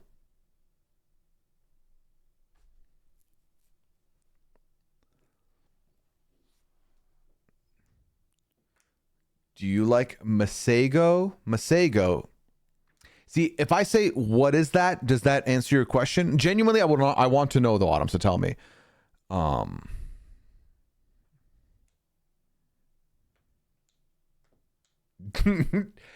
mean, TikToks are like, I think it depends on what kind of TikTok it is, whether it's like a make you feel older thing. But I mean, if you don't do them, yes, I understand completely. My favorite is Holiday, which is the prequel to White Christmas. My favorite Christmas movie is Jingle All the Way. And will forever be Jingle All the Way. I love that movie. He's an artist. Oh, I've heard of Masego, actually, now that you say it. So you're a sax player and his music is similar to the vibe of this playlist? I would love that then, Model. I'll check him out. Oh, Jared's on a production of Holiday Inn right now. You've never seen Jingle All the Way? It's a good time. It's a good time. I recommend. I watched it like not recently, but like a couple years ago, and I think it still holds up. To my knowledge. Right? I hope I don't say that it doesn't hold up. Just the season? It's too early, chat. We're like 9 days away from it being... It's too early still. All right, let me see. Dealing with feeling bummed about working. Tired of temp work and being unemployed for 2 to 3 months, so took much lower paying job to pay the bills. Not non-seasonal, which is good. Kind of feel stuck and frustrated from job searching. Like, how can one find happiness working at a job they kind of hate? The circumstances, trying to figure out how to get through it. Great question. First of all, question asker, I'm sorry you're feeling this way. I hope there's an uptick in the future in your feelings. I can answer this because I have experienced being in a job that I basically went from excited to dislike to hate. It was a mindset change. Basically, the way I saw it was, yes, I'm putting hours into this place, but I'm clocking in. I'm doing what's required of me, not more, not less. And then I'm leaving. And happiness doesn't need to come from the workplace. Happiness was going to get fueled by the stuff I could do outside of work, with family, with friends, for myself. And like, you know, keep your eye open for other opportunities, because I think that can be draining, right? Being constantly on the job hunt and also thinking about work. But for me, it was just a mind shift change of, I don't need to find satisfaction from work. I can find satisfaction outside of work. And like now, you know, I've talked about this before, but I really felt like I just am incapable of finding satisfaction through employment or through jobs or through a career. And then I found something I'm passionate about, and that really changed everything. But for me, it was, I'm just rewiring my brain. It doesn't matter that I'm putting 8 hours here, as long as the 16 hours I'm putting elsewhere are fulfilling and positive and make me happy. You know what I mean?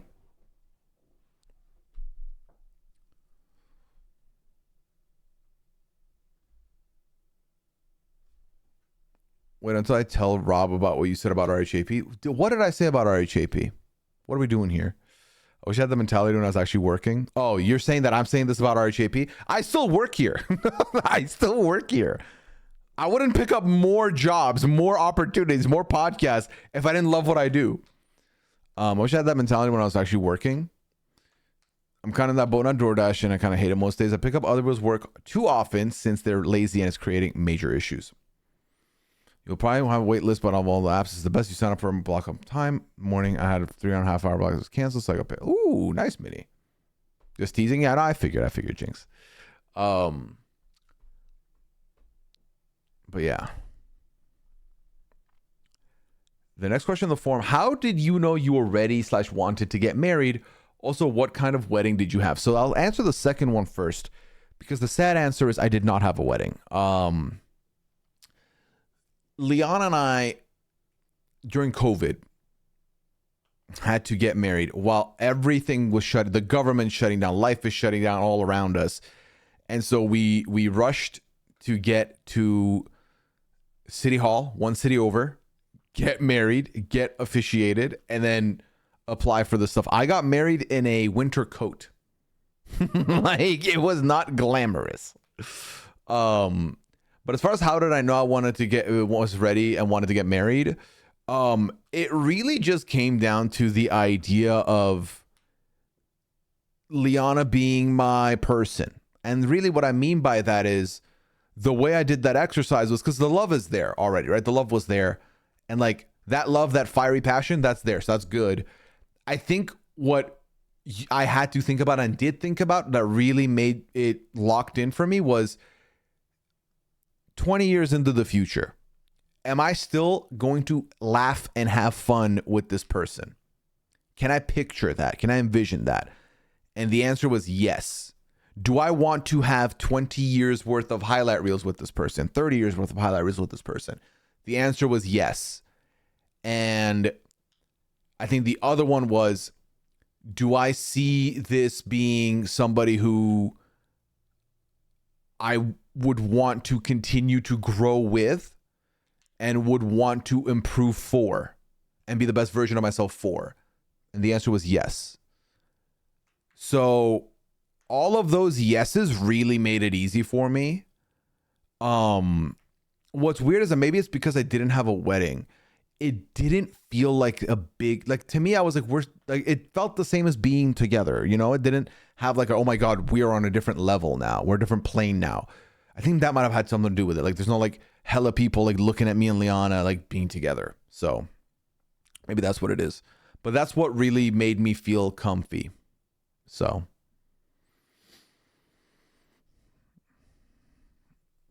Sometimes loving your job is a curse. I end up doing too much, willing to pick up too much. Yeah, I was that person. And then I realized I feel burned out and I feel underappreciated. So I don't want to do that. I had to send an email to my bosses today, basically explaining that I cannot handle everything they're asking me to do. And that is good. That is healthy, Gerard, because I feel like too often when people do more, I'm very quick to warn them. When people get very active with their work and they're like, I've been able to like crush all these things they ask and then do more. I'm like, okay, don't let them know that though, because more often than not, you let them know that, they're like, all right, then do it again. That's really going to be the response, as opposed to, oh, let's make sure you get appropriately compensated for this. I think, I don't remember who it was, told me, they were like, yeah, there was something that they tasked me with doing for the day and I got it done in 40 minutes. And I was like, okay, please tell me you did not tell them you got it done. And then they froze and I was like, you should not have done that, because if they're expecting you to take a day to do it, then do not let them know you can get it done in 40, because you know what's going to happen? They're going to now give you 10 more of that task and be like, you can get it done in 400 minutes. So that's good. You can get it done today. And now you're doing more work for what they were going to pay you for one anyway. You know, I'm not saying exploit the business. I'm just saying that usually if they are not being good faith people, they're going to just make you work more for the same pay. If they were like, oh, 40, damn. Well, how about this? How about if you do like 5 more today, we'll get you a bonus going. That's different. That's different. Like, again, no, don't do less. I'm not saying slack off and do no work. Do the work they assign you, but if you get it done early, you got it done early. Hey, the rest of the day is yours. Just you know, look like you're busy. The older I get, the more I want to elope instead of have a wedding, save the money. My thing, Minnie, is that I would want to put that money towards like the honeymoon. You know what I mean? Like the vacation with your person. Because I know how expensive those things are also. So put the money towards that, or, you know, put the money towards like housing fund, stuff like that. Like, as much as a wedding would be fun, and I definitely do think about it every now and then, of like, I wish I had one. But I'm like, if I ever wanted to do something like that, a vow renewal is something we can do. A ceremony is still something we can have. You know, we can do this. It's possible.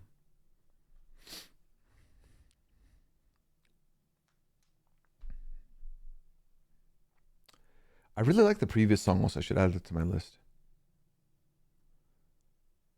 And this song also is good. Yeah, this has kind of been a genre that I've been really into recently. It's like mellow, but a little like upbeat. I'm like, I've got a great boss who hates the same things I do, so we complain about everything, and he's told me he doesn't care if I watch movies for 3 hours as long as I get my work done. And that's the mentality you should be, gamer. That is actually a very lucky boss to have. That's awesome. I didn't learn this until I was around 32 years old, and it has improved my work life a lot. What specifically, Penny?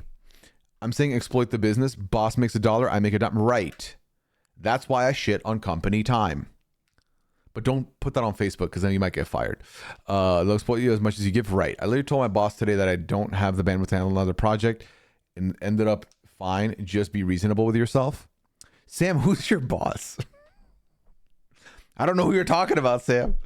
No, but honestly, like, jokes aside, yes, you just have to be honest. Because also, the last thing you want to do is take things on to your plate that you do not have the bandwidth for, and then they're like, why wasn't this done? You're like, well, I didn't really have the bandwidth, but I didn't feel like I could say something, you know? Always say something, always. Did you and Liana ever get to take a honeymoon after COVID? No, we have still not done that either. A trip with just the two of us, we've still not done that. Mostly because of the people I would have invited to a wedding 6 years ago, I don't even talk to anymore. Honestly, that's a good way to look at it, Minnie, where it's like, if if I was gonna have like a wedding with 50 people and I don't talk to like 35 of them, slash wouldn't really have those 35 in here, then it's like, damn, I could have saved that money. And now you're like, well, I am in the position where I did save that money, kind of thing. I know one day cost way less because it's an event, not called a wedding. Right, Melissa, right. We got married during COVID and I had to do a backyard wedding and we loved it. It was small and intimate and very cheap. Yes. See, I wish I had something like that. I mean, the sad reality with COVID was, and not being around family was that, well, I can't have that. But it was fine. It was very memorable for Liana and I. Like, we're always going to have that weird ceremony. And that's just for us. And like, we had 2 friends there with us. I quit my job and now I'm my own boss and life is beautiful. My sister's ex pushed her into the big wedding and then decided marriage wasn't for him 8 months in. Oh my God. So much money down the drain, let alone her being blindsided by the sentence, don't change your last name. Oof. Oof. Yeah, see, that would destroy me. Putting all that work in only for it not to go down. Nah. Like, I think one of the things that makes me anxious is like, if I want to feel anxious, right? Which no one ever does. But if you wanted to make yourself feel anxious, think of the exercise of you have a 200 list wedding and then the weekend before the wedding, something goes down and now you have to break the wedding off and let everyone know. Like, letting everyone know that the wedding's off sounds like one of the worst things. You have to relive for like 200 different people. Like, hey, it's not happening. Why? It's just not happening. Like, no, that'd be brutal. So heart goes out with your sister's email. Also, if any of you guys are having problems where you need to talk to your advice on specific, askmanager.com. These are good commenters. I'm having major issues at work and got in a petty dispute this week. Ooh, Buckeye, damn. I love a petty dispute.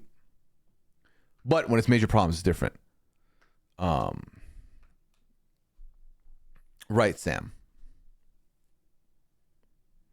I learned to let work expand to fill the time allotted rather than finishing early. Yes. We're at a small wedding with his ex, but if we get to that point, I would like for him to be able to experience a larger wedding. How old is too old to try streaming? There are creators of all ages on this website, Cannabiscuits. So to me, there's no age that's too old. If you enjoy it, try it, right? Try it. Some people will do it for different reasons. Some people are doing it for the fame. Some people are doing it for the money. Some people are doing it for the love of the game. Some people are doing it because it's a hobby. Some people are doing it because, well, I'm going to play the game anyway, might as well stream it. Give it a try. I think that the old conversation was that there is an age limit to streaming and content creation. I've not agreed with that from before I became a creator. And the reason I didn't agree with that was, well, I grew up on YouTube. I grew up on Twitch streams. I grew up on watching this content. That's not going to just change. I'm not going to hit 40 and be like, you know what? I don't watch this anymore. Put on the news. Like, I'm not doing that. I'm not, oh yeah, all right. Yep, it's time to grab the newspaper and watch the 6 o'clock news. That ain't me. That ain't going to be me. I'm still going to want to watch Twitch. I'm still going to want to watch YouTube. Only thing that will change is I'm not going to watch the same like age range creators probably that I was watching before. You know, I still might enjoy gaming streams. I still might enjoy this, but I might enjoy a new creator that's more my age kind of thing. Maybe. I don't know. But I do not think there is a time there it's ever too late. If it's as far as like creating fame or money, I again do not think there is a limit to that. I don't think there's an age limit to that. I think that it's a very saturated space, and like getting successful to that level is lucky as fuck anyway. But I don't think it hurts to try if you are interested in trying. There's been some fantastic questions tonight. It's been a very good pad. This pad has been reminiscent of like some of the older ones we've had, where I think we've answered well over 20 questions tonight so far and counting. Just like 8 months of marriage, like thank you notes to those 200 guys have been mailed out recently. Strong as hell though, loving soul life. I'm happy for his email. Yeah, that sounds horrid to have to go through. Basically, people not doing their jobs, and one of them overstepped on what I was working on, so I told my boss and they got mad. I reported it. Okay, that's fucked up that they got mad you reported it. Oh, the person you reported on? Yeah, let him be mad. Fuck him. That's ridiculous. Don't overstep. There's a Call of Duty Warzone streamer called Tactical Grandma, and she's a badass. There's a guy called, I think Bush Camp Dad, who's a Fortnite streamer doing his thing. So that's just because they were invented during our lifetime and younger people started doing it first. Exactly, Minnie. Exactly what it is. Yes. Stefan with the first time chat. Appreciate it. Great meeting you in person in New York. Pooya. Thank you, Stefan. Welcome in. Well, I know you've been here, but welcome with the first time chat, though. Out of lurk mode. Justin Bieber started streaming as well. Old man Beebs. That's so funny. There's such a thing as ageism. Of course there is. There's people that will be like, nah, he too old. I ain't watching him. And that's fine. Your content was probably not for them anyway. But there are creators of every age range on this platform. And I consume, I think, a healthy range of different people. Again, it depends on the content you're looking for. And I think that if you're looking for your audience, they'll find you eventually. The discoverability is very tough on these platforms, but as long as you're enjoying it, as long as you have fun doing it, that matters number one. Everything else will follow after. Are you marbles tonight? I'm feeling like we'll at least do a cheeky 5 tonight. Is the vibe I'm on right now. Yes. I'm feeling a cheeky 3 at minimum. Yes. How about this? Even if I'm like, okay, you know what? I don't think we're doing a 5. We'll do a 3 no matter what. We'll guarantee a 3. We'll guarantee a 3.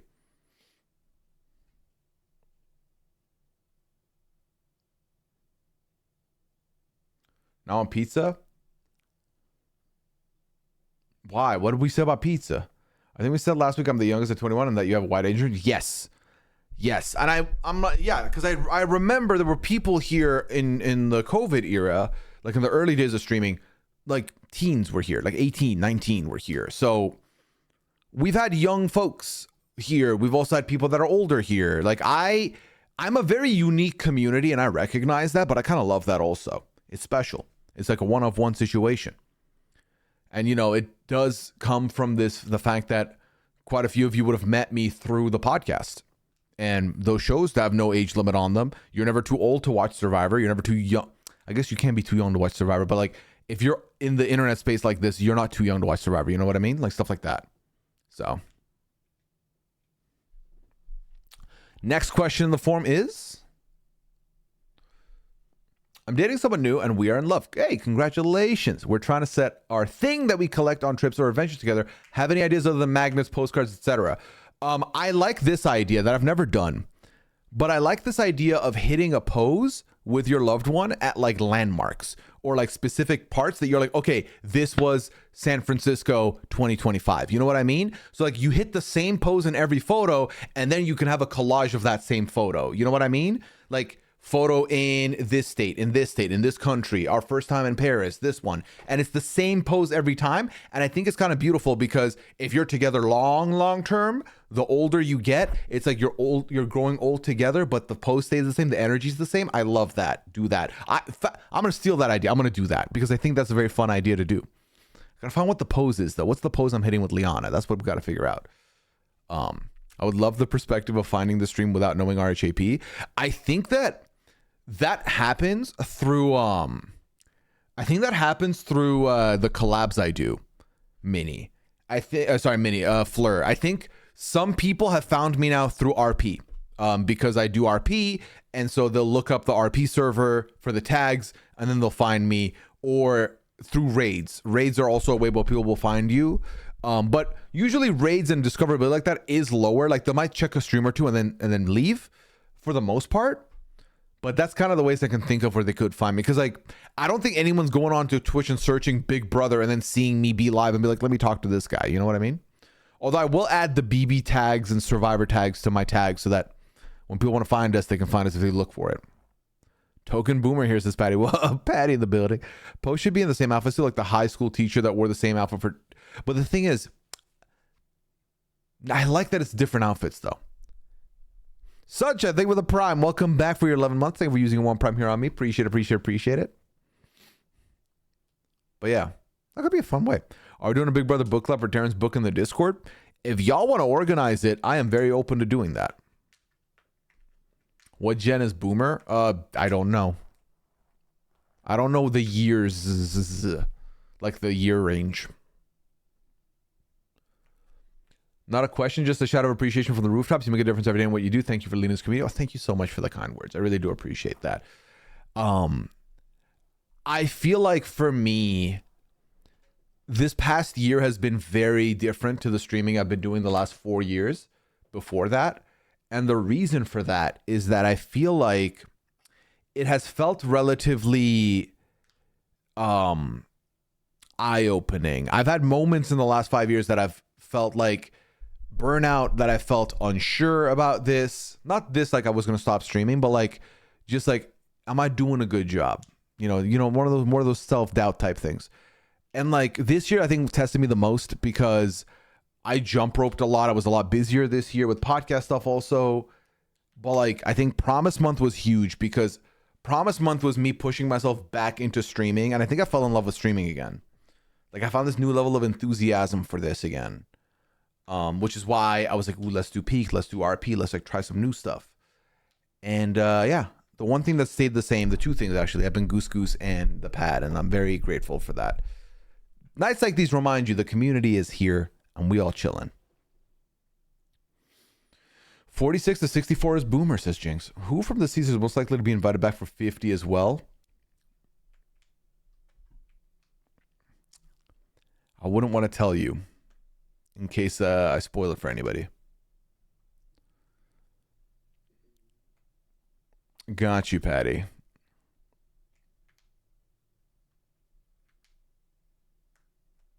Put in the unity and community. Damn, Lori, nailed it. So you know? Yes, I do know. I do know.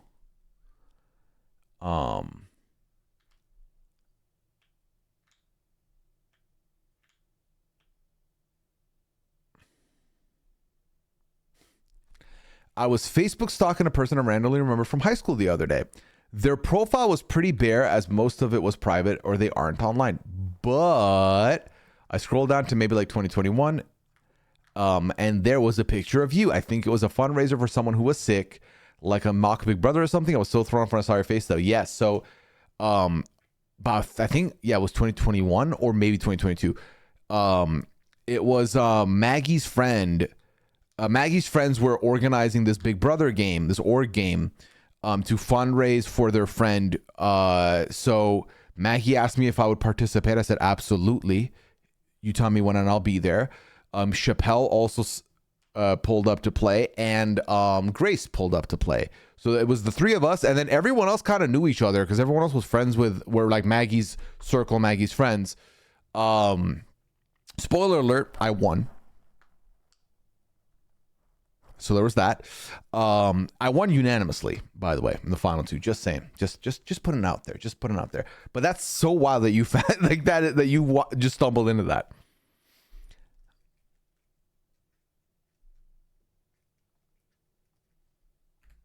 Okay, why is my skip button not working? I was gonna go. Yeah, that is wild. Small world. When is the dispatch stream? I don't know. I don't know if I've committed to play it yet. But also I want to. So I don't know is the honest answer. Because let me tell you, I haven't shared this. I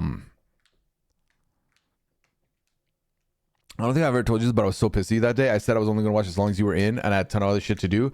None of that happened. Yeah, because I was in from the beginning, 6 hours. I turn 50 next Sunday. I request an amazing Goose Goose Day to celebrate. Musketeer, I'm going to make it happen for you. And happy early 50. I can make it happen for you. I can cook. Is that like how Squid Game players keep referring to orgs in podcasts? Yes. Orgs are online reality games. They're online reality games. Sequester was an org. Any Zoom game that's like social strategy is an org. How's the new sleep schedule going? Well, we'll talk about it, Chrissy. I forgot to talk about that also. So 2 things I was going to bring up. You thought it was short for organization? Yeah, not in this context. We'll hold you to that. Please do, Musketeer. So, okay. So, this week was a big week. Is Among Us an org? No. Among Us is a video game. So, this week was a busy one because this week, and Sam is here so you can attest this week was the big push for us to plan all of the moving pieces for the Traitors US preseason. I'm kicking that coverage off with the recording process tomorrow. I have my first profile that we're recording tomorrow, and that's going to kickstart all of the podcasts for that. 23 cast members, Sam, right? 23 or 24. That's one podcast a piece for that. So I got to do all of those, but in between now and January 8th. So it's almost like 35, 40 days to record 23 podcasts and have them be ready to be published. So we're doing that now. So that, in addition to Traitors Canada, the PAL, the 90 day, and then So the reason why I said all that is because my schedule's about to be very random, because the reality is it's not going to be one pod a day. Some of these days it's going to be like 3 podcasts that day, but I still don't have those locked in. So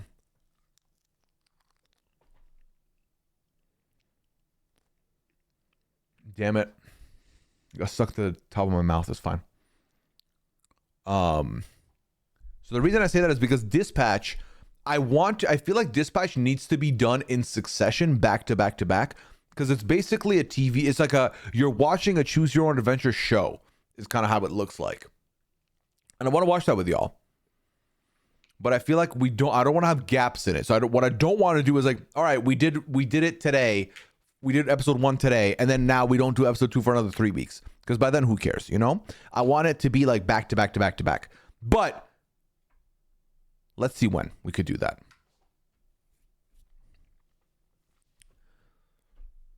Have you heard of Pluribus? Yeah, I've already watched it. Just kidding. I haven't watched it yet. But yes, I have. How to tell my friends with benefit I kind of want to date him without ruining what we have going. It's hard, isn't it? It's a hard one because you like what you're doing, but you want to look at it to go further. Here's the thing. You can, when you ask, if you ask, you have to do so with the mentality that you are willing to risk it.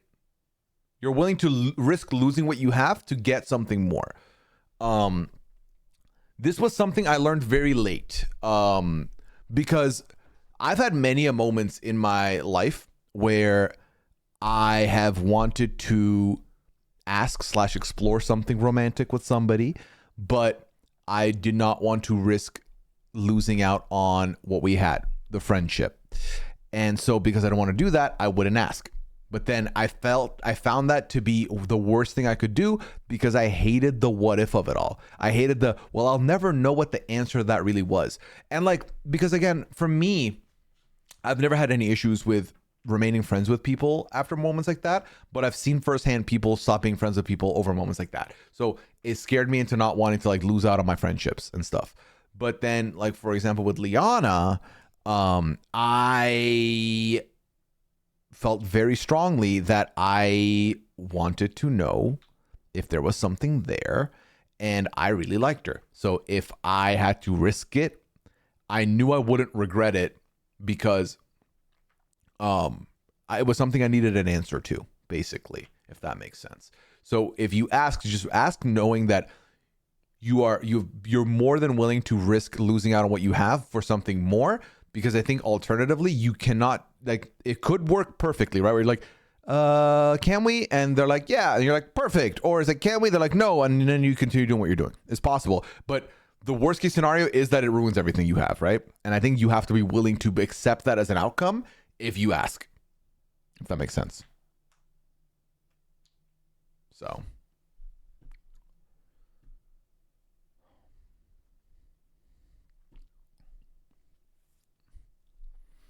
I think we have to listen. The advice could be listen to Ruin the Friendship by Taylor Swift. If there's an answer there for you, give it a check, Kellyanne says. Kind of like going to sex dungeon. I don't know if that's the move for this, Lori.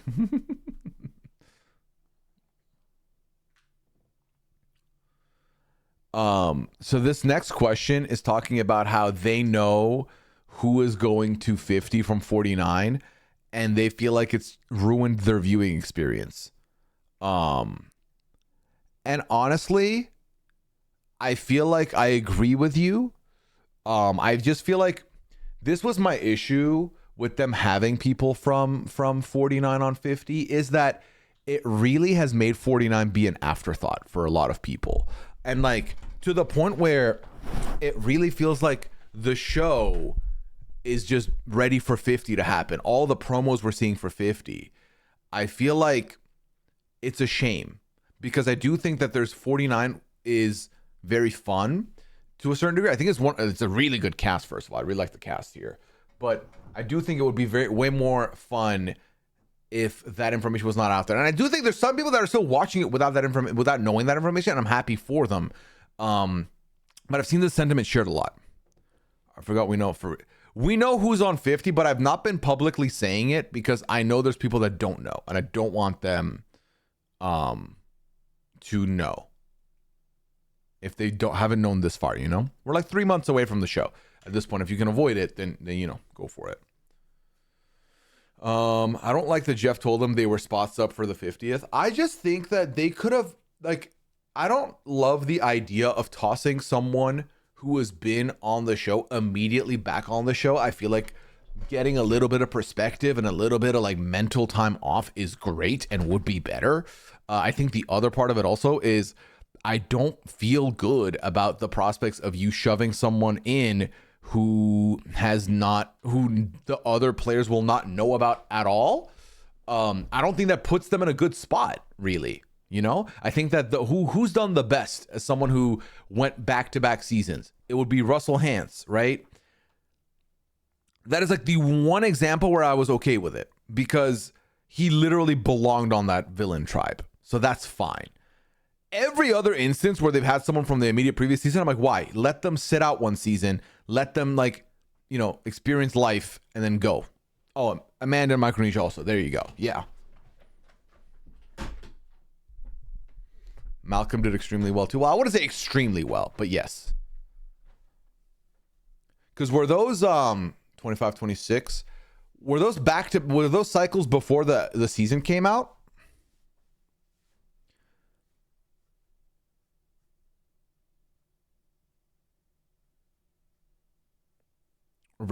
Yes.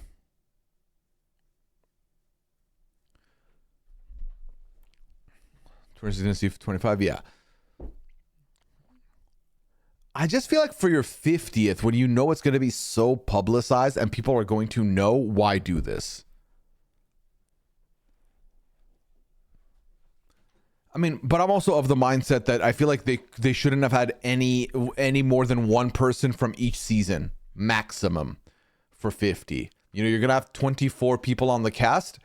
You can't have one from every season of Survivor. You can have 50 people, but you can have 24 different seasons represented. I think that would have been my ideal.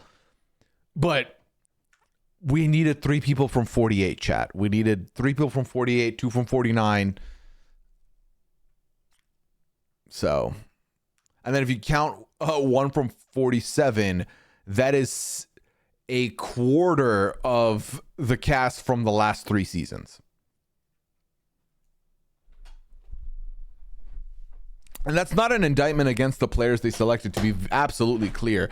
Some of my favorites have now ended up on this cast, but for me, I feel like they would have been better served on a new era returnee season. I think 49, I still echo 49 should have been 49 should have been the party in the lead up to 50. 49 should have been a big new era returnee season, and 50 should have been the big milestone season that should still have new era representation in it, but that's how I would have had it be, personally. Because I think it would have been a one big year celebration of Survivor, right? This cycle would have been all about Survivor has come so far. We've seen so many people, so many tribals, so many locations, and we're celebrating it, beginning with our new era has paved the way to a new chapter. New fans from all over the world have been enjoying our show and finding our show still in the 20s, and we want to repay that by bringing in 18 new people or 20 new people, 20 people who have played this game before in the new era, and put them to the test. Boom, that's our cast. Then for 50, same thing, copy paste, but we're going all the way back from season 1 and we're coming all the way back to season 50, and we're bringing in people from every era. We're bringing in people from every season. That should have been the mentality, in my opinion.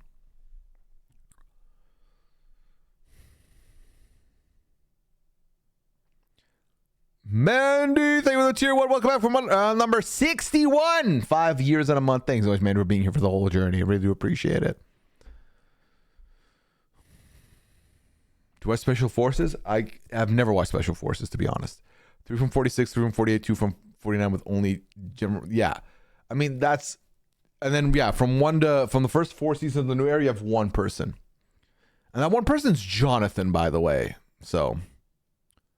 Can we get an all Big Brother season of Survivor? I don't know if that works. Did they do an all Big Brother season of Amazing Race because the show has been struggling? I think yes. I think every season where they've gone all Big Brother or all reality, it bumps up the ratings significantly. I think it's kind of like it pushes in new air, some life into the show. And also, I don't think it helps Amazing Race that they randomly get removed for a season. They come back. And by that, I mean, like, okay, now randomly, we're not going to get Amazing Race for a year because the summit needs to be a thing. Or we're not having it this. By the way, did that show with the country bar hopping concert thing, what's called The Road? Is that still happening or did it get canceled? Because I swear I've not heard about it since the promos over the summer. One of the last 3 seasons should have been a returning season of some sort. Yes, exactly. Long term. Yes. Did they do an all amazing? I just read that one. I know I'm more invested in Amazing Race this season because of the players I know. Right. Did you think that if Suri had won Australian Survivor, they could have had her on 50? Obviously, we didn't find out until later, but I can't imagine Jeff didn't know. I mean, I think they would have wanted her on regardless. But like, also, I say that Suri was just brought on because they were fine with Suri versus some other players that they clearly were not fine with going on other shows and punish them for it. So I don't know. I don't think it would have changed anything for Suri specifically. It's like Rachel being on PB27. That show looked government mandated. What? It's on. Assume it's not doing anything in the ratings. What's on? Wait, what do you mean, Magic? Oh, the road. Got you. Yeah. I want to see other great Survivor players brought back instead of the same people over and over again. I just feel like there were some people where I'm like, I'm sorry, I love you, did not. Like, I love Suri, and I'm gonna be rooting for Suri. But like, I personally didn't need to see Suri for a fifth or sixth time now. Like, anyone that's done more than 4, I'm fine to give breath to new. Like I said, my ideal for 50 would have been a second chances too, low key. That would have been the move for me. But that's, again, I know that's just me. I think some people are like, you give me my favorite player every season and I'm happy. I get fatigue personally. So.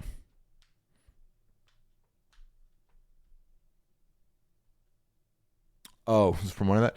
Listen, I'm like, let people get their bag, but I ain't watching it. Will lead to the demise of the show. I just think that I think the same goes for anything, right? If you put all your stocks on 1 or 2 people, then if those 2 people leave, everything crumbles. So let me give you an example from our world, our realm, right? If Rob said the key is myself and Taryn. Taryn is on every show. Taryn co-hosts every show, right? That's great because people love Taryn and will listen to Taryn, right? But in the event Taryn chooses to retire, or if Taryn's like, oh, another opportunity came, I'm leaving, that's all the coverage getting decimated immediately. You can't put all of your eggs in one basket. You cannot put all of your legacy on a couple of people. You build it with hella people, and there's hella people with talent ready to help build that up with you, you know? That way, if someone does leave or if someone wants to go do something else, good, someone else can pick it up as they go. One of the reasons that Rob can go and be on the Traitors and everything went seamless is because there's a lot of us ready to help and be there. And I think with Survivor, if you keep putting the same 8-9 people, some people are still going to always love it, but I think it comes at the cost of new people paving the way for the next chapter. You know, like bless them, Boston Rob cannot keep coming back in like 15 years. You know what I mean? So.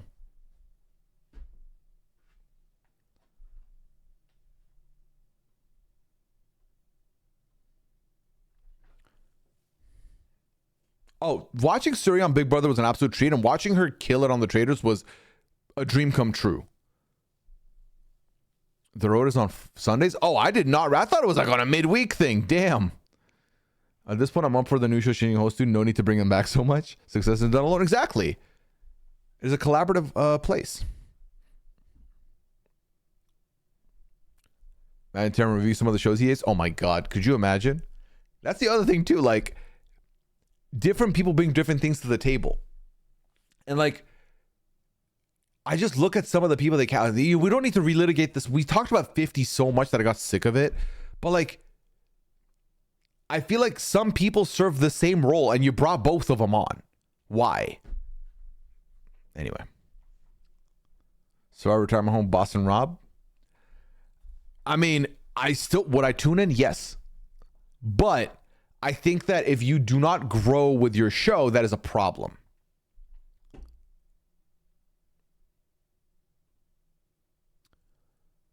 All right. Next question is, has Survivor improved? Wow. Very topical. For reference, this question was asked like over 20 minutes ago. I think you mean specifically this season is I think what you're asking, I'm assuming.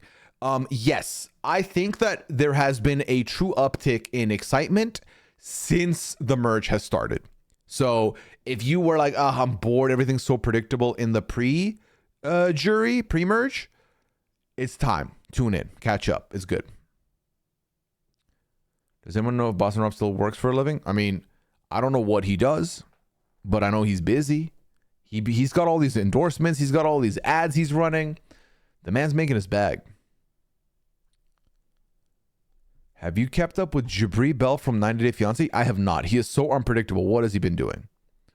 Let me do a quick Google search here. Oh my God, he does not look the same. With that beard, he looks like a different person.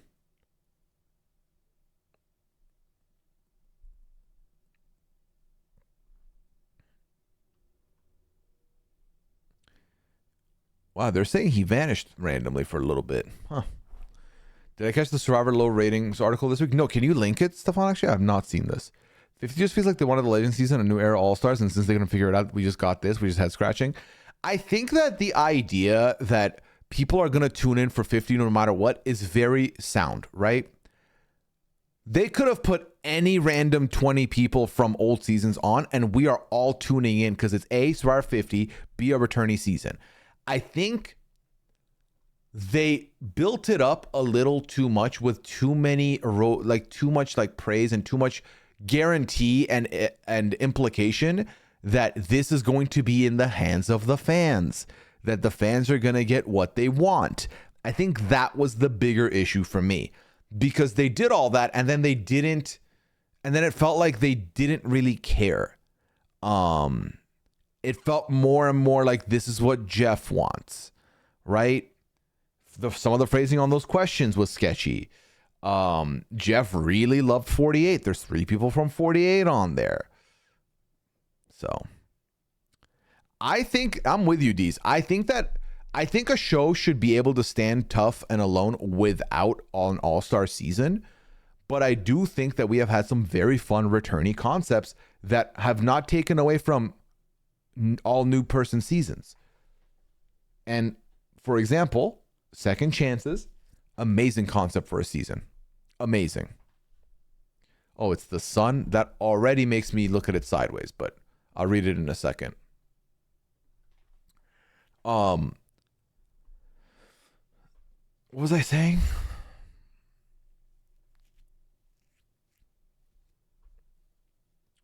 Was having tuned in someone orders on Discord, please give people rice and then also do that if you drop out, you'll get a hamburger. Yeah, why again, starving them is not fun television. Oh, yeah, concepts that were good. The blood versus water was also great where they got half and half. That I thought was a good concept. I feel like they nailed some of the themes for the returnee seasons and stuff.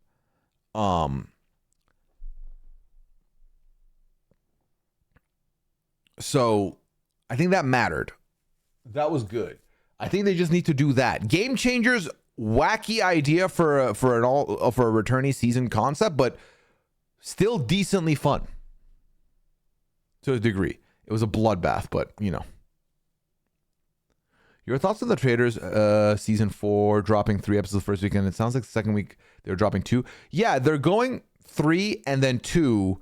And I'm not particularly upset with this. I wish they would just do, if they want to do their 3, that's fine.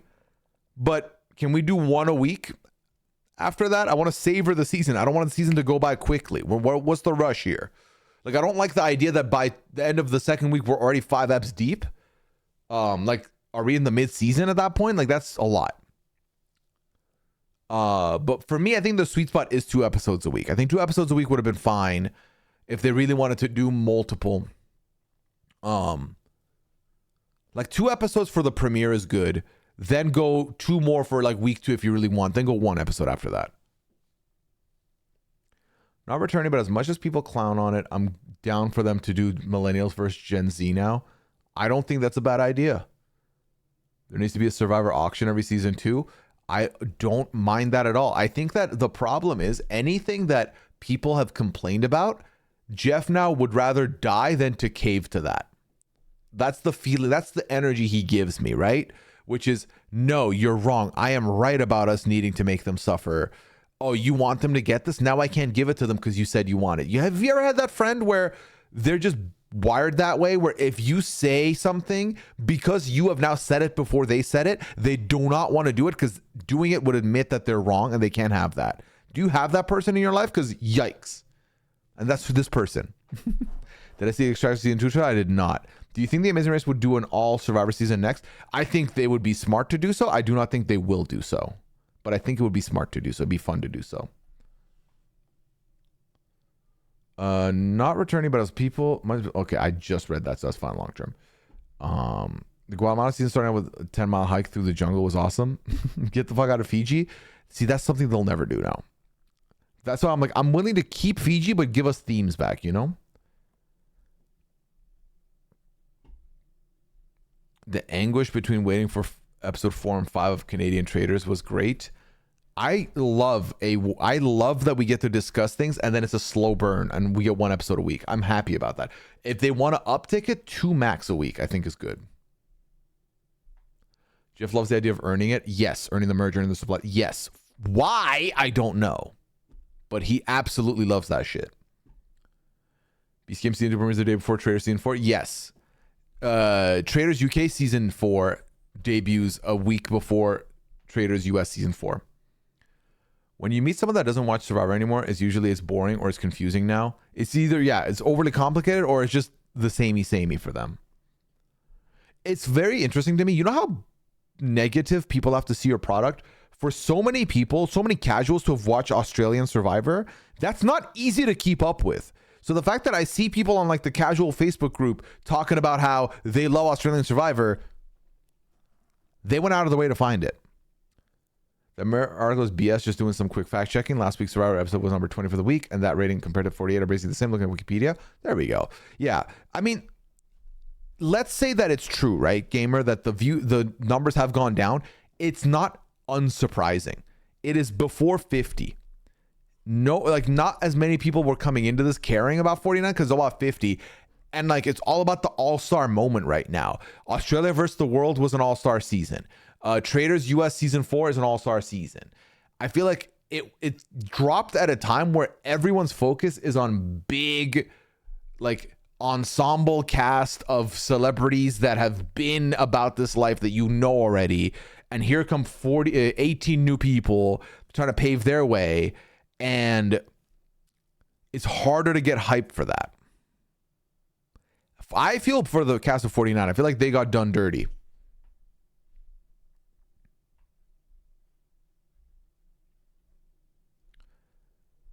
Like, that's why I'm maybe in looking back now, I'm happy that despite them recording Ko Wrong first and Second Chances second, I'm happy they did Second Chances first, Ko Wrong second. Because I feel like Ko Wrong would have been an afterthought to the Second Chances group. And I think it was better that they were able to do that first and then have Koran get its moment in the sun, because it was a good season also.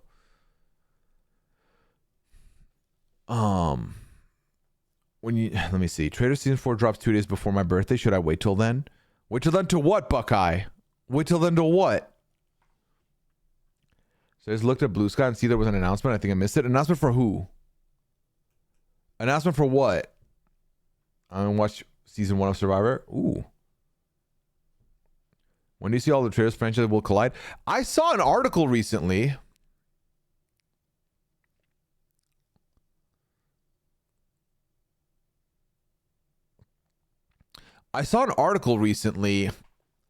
That alluded to the idea that the producers of the Traitors in the UK are saying that a all-star season could and will happen sometime down the line. And I think that is brilliant. Especially if they make it its own standalone thing, that'll be brilliant. Not every year, but a standalone thing. Kind of like AU versus the world, you know?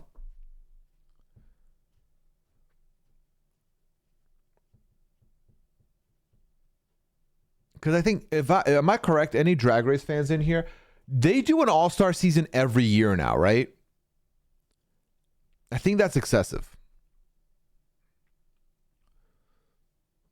And you talk about 2 years, also like everything is low rated because it's, unless it's the NFL, right?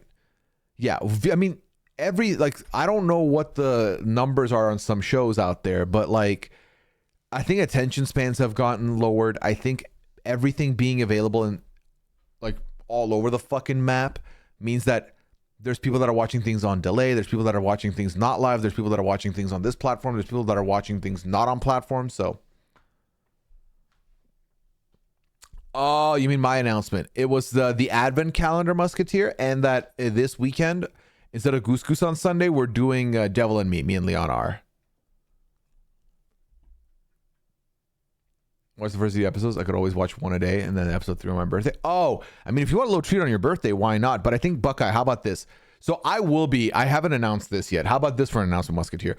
I will be doing watch parties this season on Twitch. I intend on doing that. I think because part of the reason why we recorded early was for Rob's preference was to record earlier. So we would do the screeners and then watch early. If it's done by me, I want to record it live. I would rather record it live. I think that's better for the energy, and like I get to like revel in it with everybody. So I intend on watching it live on Twitch with you all. Now, reminder, when I say watch it live with you, it doesn't mean I can stream it for you. Get in the Discord and I'll stream it in there for you. But I can't it won't be on my screen. It'll be me watching, you watching, but we're watching together, kind of, if that makes sense. So we'll be doing that, and then I can go live on pod right after and cover it there. Now, I still don't know what we're doing. We still don't have a locked in plan, but that is my intention. In the event that I have a co-host who cannot do later and needs to do them earlier, and therefore I need to watch screeners, I will still do a watch party for the premiere and the finale with y'all. That I will still do. Guaranteed. Okay? So we'll do those 2 for sure, but my plan is to do every episode, every week. Once Traitors US premiere, January 8th. So you're doing what Taryn does with Survivor? Right. That is what I will be doing for the season of the Traitors. It just makes sense. I cover the show. I am very well versed in it. I enjoy it. I enjoy answering questions about it, talking about it. So that would be awesome.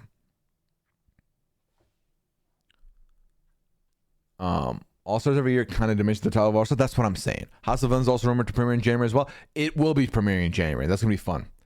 Because I'm a guy who doesn't watch Drag Race. There's just too many seasons that it makes my head hurt. I think that's my feeling, because like there is a regular season of Drag Race happening, and then an all-star season, and then there's other iterations that do like Canada versus the world, Australia versus the world. I feel like it's getting very saturated, but I also don't watch it, so I don't have a perspective there of like, is this something that feels overwhelming, or is this something that has made the all-star seasons kind of feel meh to people because they're not as special? Like, I don't know what the feeling is there, you know?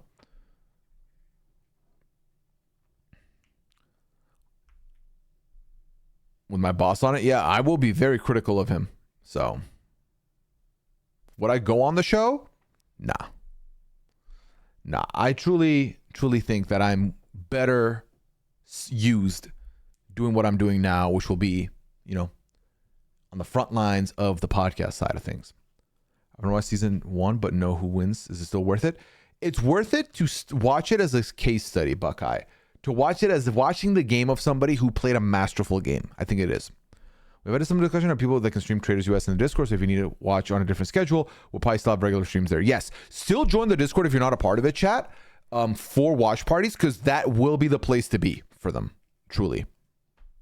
My first time watching Rob on reality TV. You're in for a treat then. Which season of Survivor was Rob on?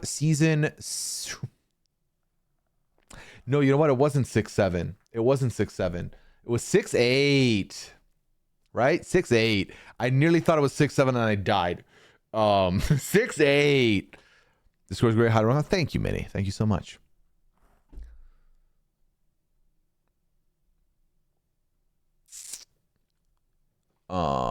Let me see.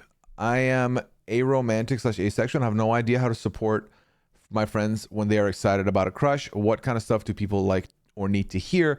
I feel like everything I say is too cookie cutter. Just, be happy for them. I think that's how I would say look at it. I think that you don't need to say things that people need to hear. As long as you're there as like the shoulder to, how they say be a shoulder to cry on, but also just be there to be someone to celebrate your friend's happiness, really, like that's maybe the feeling I'm having. That's kind of how I would see it. Because there's definitely things my friends are going to be excited about that I do not understand, but I'm happy for them because they are happy, and that makes me happy, seeing them happy. You know what I mean?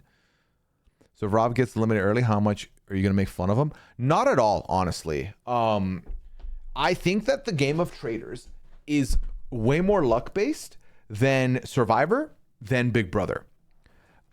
Those shows are still also very luck-based, but Traitors more than them. I think as long as people have fun, I'm happy for them when they come off the Traitors. Especially for Rob. The man but the man took a 20-year hiatus before getting back on television. The last thing I'm going to do is tap dance on his grave if he goes out early. Because we're losing out. If anything, we're the losers of that transaction, not Rob.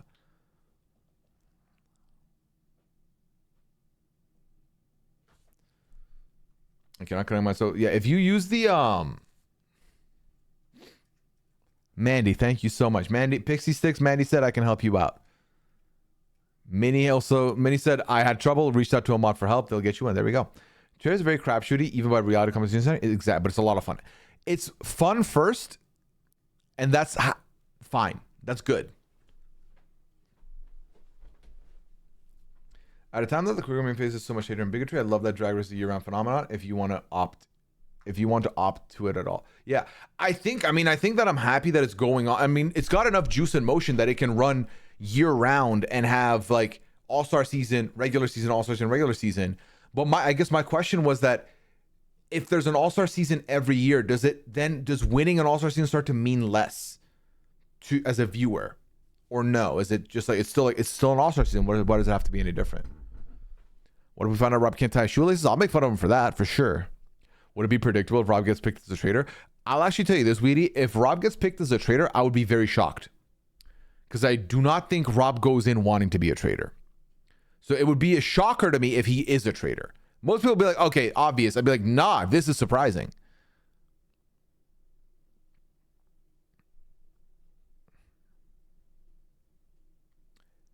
Like, I think as far as survivors go, Jam Jam or Natalie Anderson are way more likely to be a traitor than Rob is.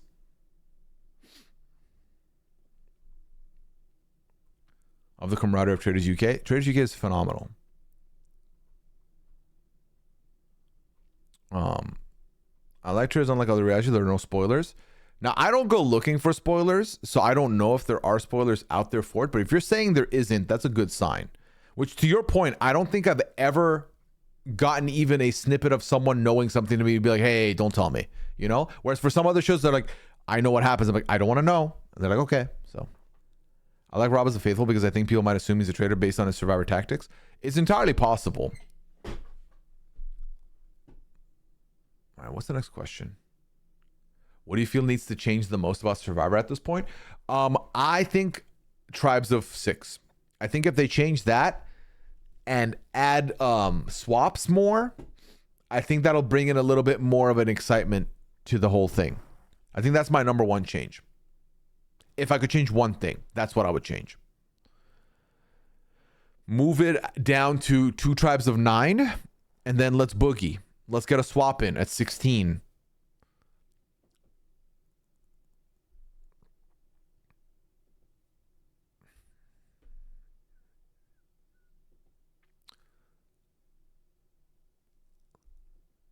I think Rob has been outside long enough that he might not remember the Survivor game versus him talking strategy so much. Yeah, I think Rob's going to be seen more as a podcaster first. I think it helps that he is also Rob from Survivor, but he is not the Rob that won. That was the guy last year. I think it also helps that there are the other 2 Survivor players on the season of the Traitors are winners and he is not. I think this is like low-key the best formula Rob could have walked into.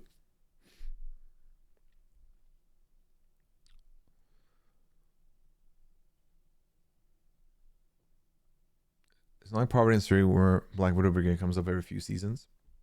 Right. I mean, they have a legacy.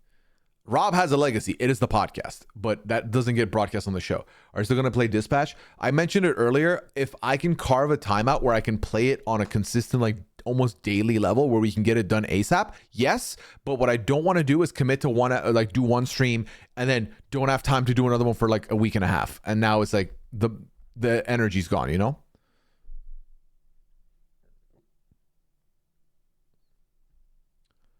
Who will be Rob C's Dylan Efron? No. Who will Rob be Dylan Efron to? Because again, I don't think Rob's going to be a traitor. So who is Rob going to be a Dylan Efron to? That's our question here. And that could be anybody. Could be Donna Kelsey. Who knows? Dorinda's first murder last season. Wonder how they bring her back alive. Probably Tiffany. Tiffany could be it. I think Dorinda being a traitor is a great shout. So, dude, how you doing? Lamb diggity dang dog. Welcome in.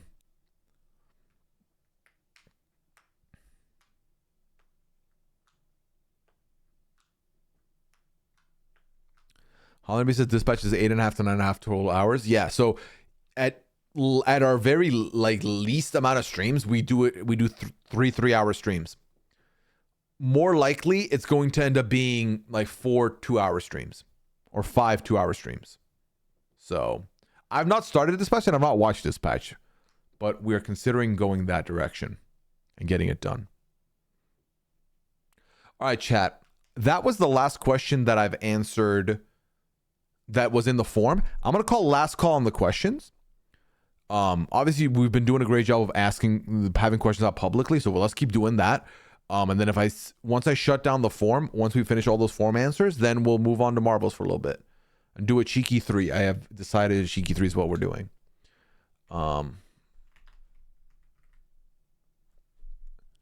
So for reference, tonight we have answered 40 questions, which I think is the most we've answered in a hot minute here.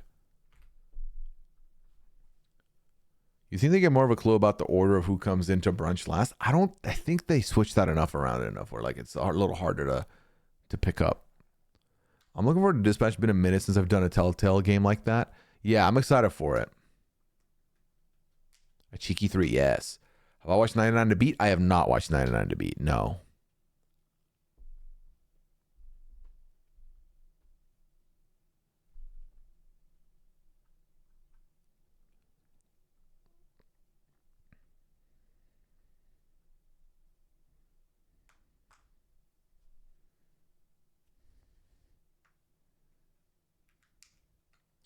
Is Danny from Survivor on it? I believe there's more than just Danny on that show, too.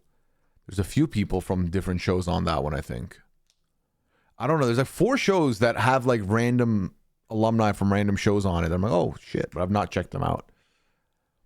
All right, we got one in the form that says, have we talked about the Reddit thread that suspects that the draft crew were all spoiled on the boot order for 49? I had no idea that was a thing. The draft crew 100% knew who was on 50. That's all we knew. And I'm gonna be honest, my ideal situation was I do not think we should draft this season. We should just move on from this season, because I was exactly worried about this, where people were going to have an issue with the fact that we know who's on 50 and probably will use that information to do the draft, right? That being said, we still didn't outright say who was on 50, and that was done by design. I think a lot of people also were shady about the fact that, oh, it's so clear they know, they're just not saying it. It's like, yeah, because in the event that someone doesn't know, we do not want to tell them. You know, we're not trying to spoil it for someone who doesn't want to know. But yeah. I mean, at the end of the day, it's content. So if you want the content for 49 and you already know who's on 50, why are you upset that we know who's on 50? You know what I mean? Where is this thread? Can I see this? If someone has it, can they send it? Mary, love that, Pooya. Aren't you taking care of the audience? I mean, at the end of the day, like, it's like, it shouldn't be this serious, but we take it serious. As in, we have discussions about merits of doing things and stuff. That was part of the reason why I loved that we let the wheel decide who gets the draft order in whatever order, because it would have felt. Could you imagine? Let's see. If we get the thread, that'd be lovely. Because could you imagine? Which, by the way, there's no confirmation that anyone, that to my knowledge, there's no confirmation that anyone is the winner or anything. The logic is if they're on 50, they're gonna go far. So why not pick them? But like, I can't imagine something being more controversial than the winner of the previous draft, which by the way would have been me, picking themselves first for this draft and then picking one of the people who's on 50 off the merit that, oh, they'll probably do well. And then, oops, if they won, do you want that smoke? No. I picked to do the draft order for 50 instead, which was way more fun. And then we let 49 be a wheel, which I think made the most sense given that that information was at least floating around. Exactly, long term. The returnee is not a grenade, and like, you had to have done something for them to be like, hey, we know no one else has seen your season. Come on to this season. Who did Asia draft? Asia's team has, I had this in front of me earlier.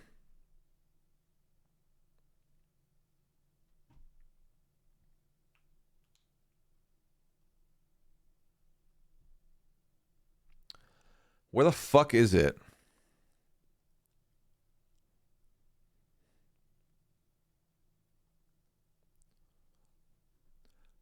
Oh, there we go. Asia had MC, Sage, and Alex. A 3-hour Survivor premiere. What are we doing for 3 hours? I also love the idea that y'all were cheating on a draft for content with no prize other than to pick the next order and bragging rights. Right. Like, the reward is shitting on everyone else verbally. Really, that's all it is.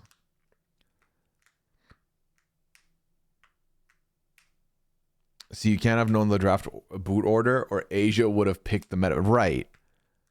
Probably 2 tribal councils? Yes. I would imagine so, Gerard. Especially if we're still getting 90-minute episodes, then 3 hours makes sense that it's 2 episodes. Tendo's good on Big Brother drafts while you do great with Survivor drafts. Taryn tends to draft a good overall team where his team makes it the furthest intact. But since this team has been assembled, since this group has been assembled, on the Big Brother US side of things, I won 23, Melissa won 24, I won 25, Melissa won 26, Taryn won 27. So it's been a lot more balanced, but I'll give it to Taryn. The man's team is usually last one to break apart. Whereas like I'll lose someone in the second week and then like the other two will make a deeper run.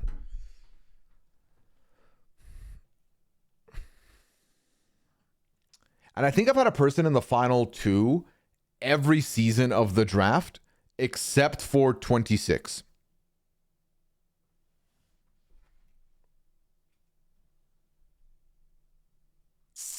All right, where is that form?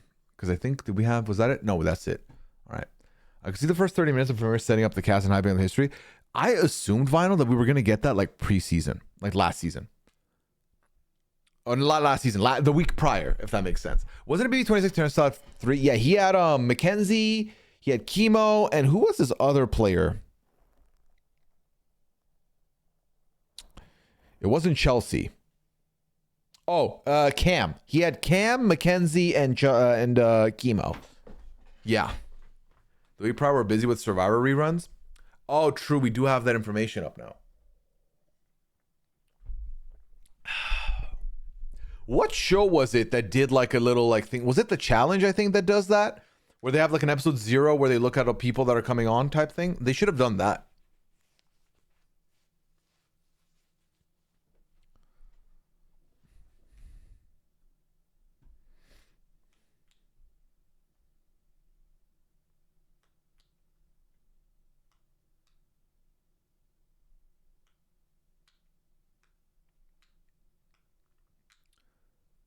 I remember during the 44 draft when Jam Jam was drafted first overall, there was a very long collective silence.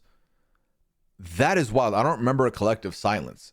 I think it was very much public information that I was going to pick Jam Jam first because I laid claim to Jam Jam the minute I saw him in the preview. I was like, this man is vibes. I want vibes on the team. So...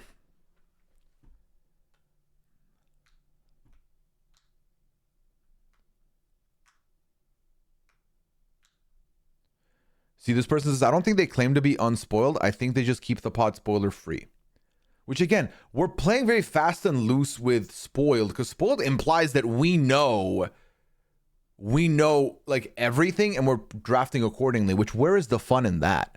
If anything, the reason we draft 50 before the season, while the season's filming, is because 50, the returning season is almost the most likely one for you to end up getting a whiff of spoilers.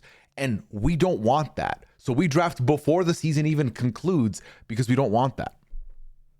But I'm trying to see what they're saying, what their arguments are. Yeah,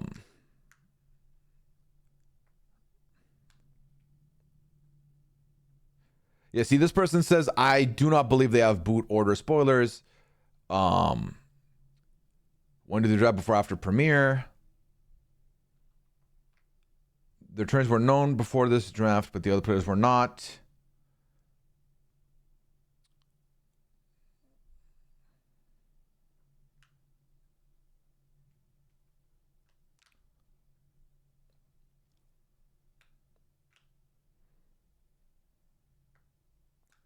Are they serious? Someone said, no way they are not spoiled on 50. Taryn has admitted he knows who's on 50. Yeah, we know who's on 50. We did a whole draft on it.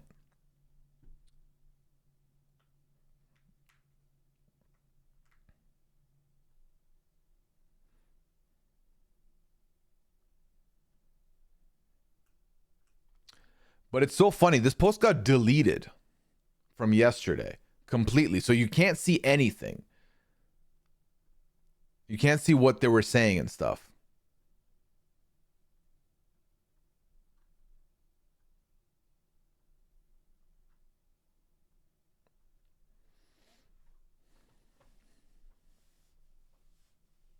Yeah, see, this person got it. They're all joking about not being spoiled. I want to say Rob was doing a bit at one of the live events that surely Jake is one of the 49 players returning. They definitely know, but are just being conscientious of those who haven't been spoiled. Thank you. This person understood the assignment.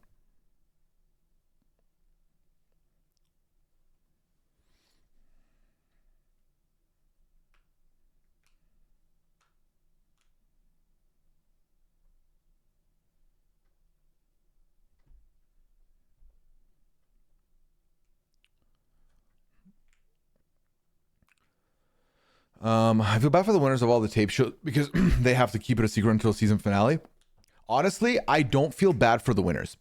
I feel bad for the first boot. I feel bad for the second boot. I feel bad for the third boot. And here's why. I have said this is my worst nightmare if I ever was to go on one of these shows.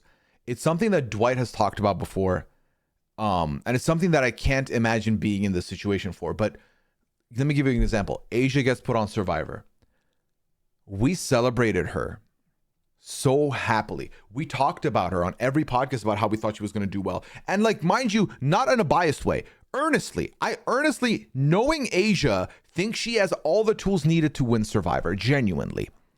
I can't imagine being Asia, getting eliminated early, and then coming home and hearing everyone talk about how you're for sure going to be the winner. You're for sure going to kill it. You're in the end game. You're in the finale.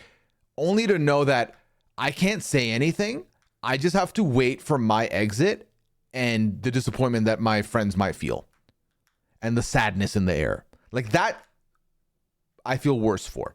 If you're the winner, yeah, you can't share it with everybody. You know what you can do, though? Celebrate it with everybody when you do win. And I think that you get that. And it's kind of sick because if people are second guessing you, if they're like, oh, this person ain't shit, they're not doing well, you can just be like, well, I know what's coming. So I know what's happening. Because that's my nightmare, right? My nightmare is to go on one of these shows. Y'all all get hyped. So excited for me. You're rooting for me. Pooya's going to kill it. And then I come back and I was the first one out. And I have to sit there, bold-faced, just smile and be like, y'all are so kind. This is amazing. Because I can't even get hyped about how much everyone's praising me because I went out first. You know? It's going to be so tough for me. That would be hard to stomach. We recorded the 50 draft while they were still in Fiji. I'm sure we'll still get spoiler accusations. If somehow, like, we've drafted, like, the winner and the second place and the third place and, like, the fourth place in the first 6 picks, it's curtains, fam. They're going to accuse us, like, for sure. But to be clear, just reading that thread, for the most part, it looks like most people understand what we were doing. For the most part.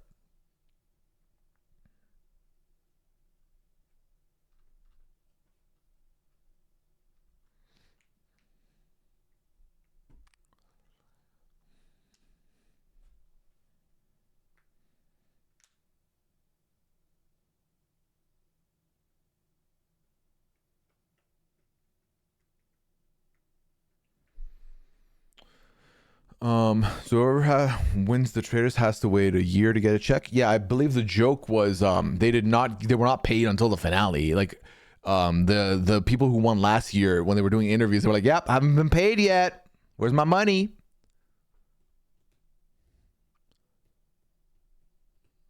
There's a whole separate subreddit for spoilers. People could just go there, so it's not all deleted by the mods. Yeah, I mean, I just feel like you have to, like, I think I think the reality is there are people out there who will and want to know, like, spoilers to then sound more intelligent.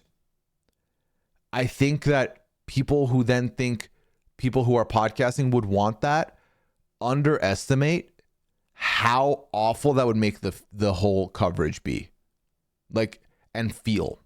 Maybe not for everybody, but let me speak on myself. I will always go out of my way to avoid spoilers for any show I'm covering because I do not want to know the end, because the fun for me is the guessing game, is the predictions, is the analytics. If you watch the Traitors podcast, you know that one of our favorite things to do is do predictions at the end and then see how many we got fucking wrong. Like, we get so much wrong. And, like, you can still do analysis that is on point. You can still have reads that are on point and still make bad predictions. And that doesn't change how your coverage is. You know, you're not any less of a good pundit if you made the wrong prediction. As long as the analysis is on point, you are fine.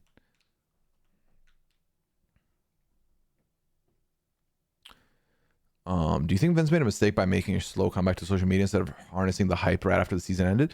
Minnie, I think for his specific scenario, I think he made the right call, because I think the season was ending with people wanting his head on a spike. Like, it would have been very, very heated and negative energy. And, like, it would have been not great for him, because I think he would have come in and he would have come in and he would have had his fans, right? His people that were ready to hype him up. But then all that would do is anytime he spoke, his comment section would be a goddamn war zone of fuck this man energy versus get the fuck over yourself energy. He's fine energy. And it just would have been toxic ultimately to have that back and forth. I think for him, he made the right call with a relationship that was so public that had like gone to the wayside. I think he made the right call of like stepping away, and like now coming back is fine. I think I haven't watched the videos he's done, if I'm being honest. I don't know how the content has been, but I know that the minute he's put something up, people have been very hyped and excited to talk about it. And I think that shows that the energy is still there for him. And I think all it's done is make some people who are very heated at the end of the season maybe calm down and not attack him. So I think he's fine. But for example, I think like Morgan, Keanu, people who were very popular in the season, and like for example with Keanu, I think people were heated on him as well, but I think it was a different heated, and I think that for the most part was not as heated as like the Vince heat was. I think both of them coming back and like jumping into stuff makes sense, especially Morgan. Like Morgan is a fellow content creator in the space, right? So of course you should harness that energy immediately. I still think Morgan did the healthy call, took a little breather, and then hopped back on Twitch and like is doing well. Everything's been going good. Content's going good. So yeah, I think Vince made the right call taking a little breather before hopping back in. Oh wait, did we get a raid? Oh the fuck, here I am rambling. My guy Quinn in the building. What's good? Quinn and the Quinians in the building. Hope y'all are doing well. Welcome in, welcome in, welcome in. Hope you had fun. Quinn, what were y'all up to? What were you up to? Let me know. Raiders, welcome in. Of course, if you don't know me, my name is Pooya. I'm over here on Twitch on a weekly doing my thing. I podcast for RHAP. You might know me from there for the Big Brother coverage and stuff. But I do appreciate you coming in, giving us your energy, your good vibes. If you want to stick around, please feel free to do so. This is my Q&A chat, my advice stream. We do this every Friday. So it's just vibes. So enjoy your stay here. And let me say hello to all y'all here before I continue reading the rest of the chat. Madison, welcome in. Nikki Tay, hello. Mentality, what's good? Enjoy of Rogues in the building. Squirtle Glasses, what up? Queen's in time for Marble, says Lori. That's right, that's right. Christine, welcome in, welcome in. What are we talking about? So the question I was just asked, Madison, was did Vince make the right call taking a breather before jumping back on socials, or should he have ridden the hype of the season ending to immediately get back on to like take advantage of I guess the newfound popularity? And I was talking about how for Vince specifically, I think he made the right and healthy choice for him to not come back immediately, because if he did, even if he had people that were shooters for him, every comment he made would have been a war zone of people who fucking hated him and people who loved him and want to defend him. And that would have been a net negative, I think, for him. I think, especially having a relationship that was ending, taking the break was good for him, I think, to get his bearings in a row and then get into it. Because now people are still excited to see him. And I think the really big haters have like taken a breather and moved on kind of thing. You know what I mean? Tracy, welcome in. Hello. Rate the new emote. Okay, what we got over here? Mama Screst. Is that, does it say SIGs? Bro, what is this? Hold on. I need a maximized version of this. Hold up. Is that you next to two cigarettes? is that to signify stress? I love it. Something we came into an interesting conversation. You did come to a Big Brother Central conversation. You did, yeah. We talked Amazing Race, Survivor, and Squid Game. Oh, there we go. Yeah, I caught up. I binged all of Amazing Race this week because I hadn't watched it since the premiere, and it was a fun time. Marbles? Yes, we will be doing marbles. We will do marbles. Y'all came in about at the right time. Marbles soon, like in the next 10 to 20 probably. People love them now. That's what I'm saying. Left long enough for people to come back in and be ready to, you know, embrace them. I can't wait for the Vince deep dive. Y'all think we're getting a Vince deep dive? Be honest with me. Be real. Has anyone asked if Taron if he's going to do it on like a stream and stuff? Sigs, yeah. He's become this guy that people want to see more of. Exactly. Absence does make the heart grow fonder, I guess. He's going to start streaming per Morgan stream today. Oh my God. I am not ready for that. Oh, that's going to be wild. Him being such a huge character on the show allowed him to take the pause, and I respect the drip. Right. Right. Vince shouldn't do a deep dive. I also don't think he should. I think he took a gap from the show for a reason. I think his life's fine. He's just going to jump into streaming, do his own thing.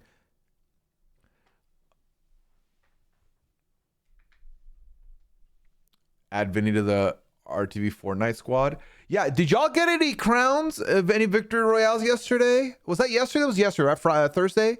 Quinn? Y'all won any? He's most active on Cameo. We cooked. Hell yeah. Quinn, who carried? Be honest with me. Especially on Fall Guys? Hell yeah. They killed it on Fall Guys? Okay. Wait. They killed it on Fall Guys? Low-key Turner? But what about Fortnite, though?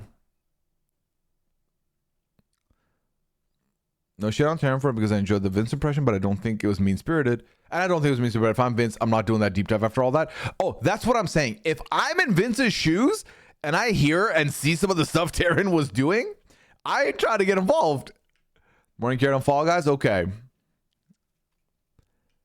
Hey, they won their last game before they raided just now. Oh, awesome. Good.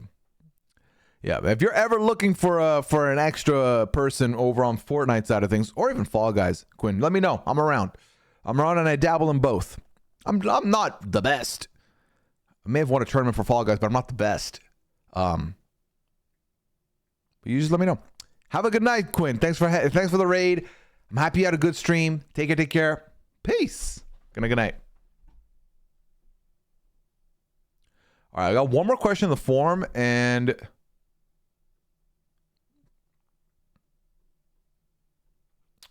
oh, I see. So this person said the thread was deleted, the Survivor thread. It was someone saying that they were new listening to RHAP and they were following along with it week to week, and they were impressed at how well the crew drafted the season and wondered if that was typical. The comments had various speculation. I think most of you were all spoiled on who made 50, but that was it. Others suggested that there was a flag with signatures that leaked online at some point, spoiling who made the merge, but whether anyone saw that before the draft was unknown. Yeah, right. I see. Yeah. Well, like I said, we all knew who was on 50 from 49, but we did not say that outright. I'm sure if you watch the draft, you could parse together who we think could be on, who we knew was on 50, but we didn't want to spoil it for anyone who didn't know. And like the facetiousness was for those of you who did know, as a if you know, you know kind of thing. But beyond that, nah, that turns the draft like sad. No one's trying to do that. Do you hear the pain in people's voices when we shit on them for drafting the grenade or for doing poorly? That doesn't happen if we all have the key, the master key. Because still, I believe historically, to my knowledge, I don't think the grenade has ever been left to 18th pick, right?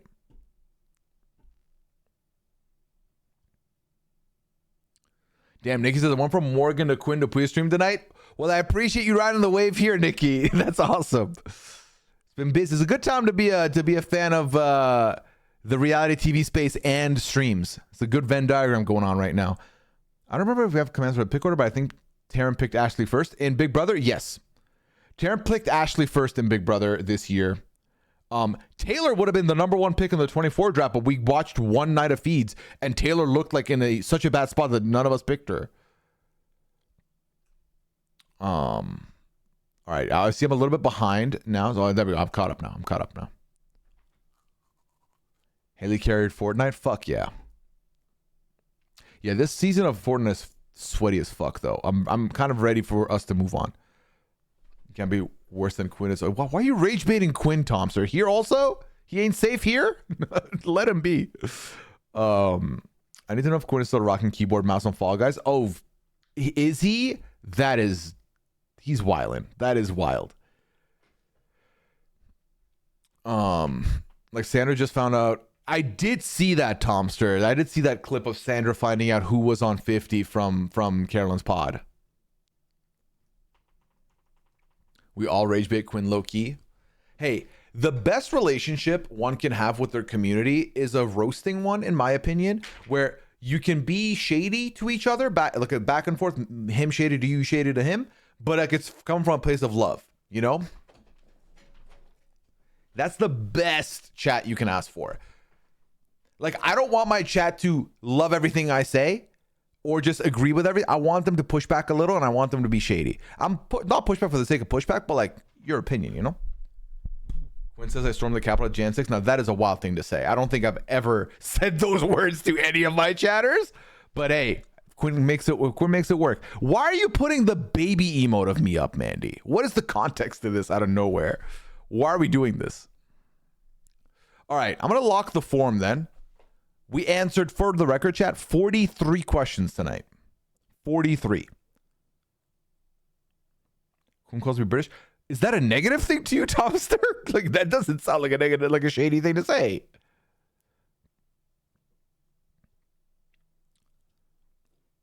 It is? Wow. Next time, 6, 7. Oh, God. Oh, my God. Relax. Relax. Jimmy with the tier 2. Appreciate you, Jimmy. Welcome back for month number 61. Jimmy also been here from the jump of my journey, so thank you so much. Chat, I did apply.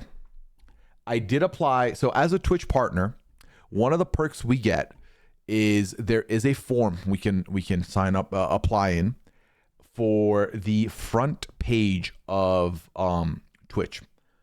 So you can apply for a time slot to get a time slot to be on the front page of Twitch per month. And I applied this past week. No, if I applied for the Traitors, no. Chat, you'll never, if I ever apply to a show, I will never tell you because I don't want that information out there. But no, I also would not apply to that show. So I will get an email letting me know whether I got it or not, but I haven't gotten the answer yet. Just to give you an insight, because the turnaround's going to be nuts if they don't tell me sooner rather than later. I applied for, I want to say, the 4th of December, because the 4th of December marks 5 years of me being a Twitch partner to the date. And if that is locked in, if I get it approved for I believe an 8-hour period, we are on the front page of Twitch, and I will be doing a 12-hour stream on the 4th of December. If we get that spot. If we don't get that spot, I'll have a regular stream on that day. So keep that in mind. Keep an eye on that. Ask me if I've got any updates and I'll let you know. But for now, we haven't heard anything. So yeah. We have a digital day won't be out there? Of course. And I believe that for sure. We will know when you move again. Oh my God. Yeah, so we're moving to a new place. Yeah, just gauge how annoyed I am about a move. Because you can tell if I'm being serious or if I'm lying because I'm going on a show by how irritated I am at the prospect of moving. Because I hate moving. Y'all know this. If Pooya goes on an extended vacation, we say we believe him and we keep our mouth shut. Yes, if ever. And this goes for anybody you like, chat. Whether it's someone you are a fan of or someone you've been waiting to see on a show. If someone ever says they're going on vacation or they're going to be, oh, I'm taking a break from streaming, or oh, I'm taking a break from socials, or I'm taking a break from podcasting, never publicly say, oh, what show are you going on? Or, oh, are you really? Because that only hurts their chances of being on the show. Because a lot of these shows do not like when someone they've cast is leaked. And in this situation, it's not leaked, right? It's deciphered. So you shouldn't do that. So for example, the last couple of years when Aman was not around for podcasts and stuff, and people were like, yo, I think Aman's on Big Brother, I wouldn't let people talk about it in my stream. I was like, please do not bring that up in here, because I also haven't heard from Aman. In the event that he is on, I do not want to ruin his chances. And then I knew Aman was around because he was doing Amazing Race, Drag Race stuff. And so anytime people brought it up, I was like, please don't bring it up. Now for a different reason, because I know he would love to be on the show and it just is heartbreaking for him to see it. So don't keep bringing it up. Then there was a time when Taryn was moving and people were like, oh my God, Taryn's on the show. And like, I knew he wasn't. And I don't like playing along when I know that it's not the case. So I was like, do not involve me with it. Because I'm not, if you want to have fun with the speculation, do it. I know the man's not going on that show. But if you want someone to be on the show and they tell you they're taking a break on something, they're probably going to go on a show, maybe, or they're just going on vacation, but just tell them to enjoy their vacation. Remember when everyone thought Sharon was on BB? Yeah. I feel like it's a rite of passage at this point that if you're a pundit in the Big Brother space, one a year gets assumed to be on Big Brother.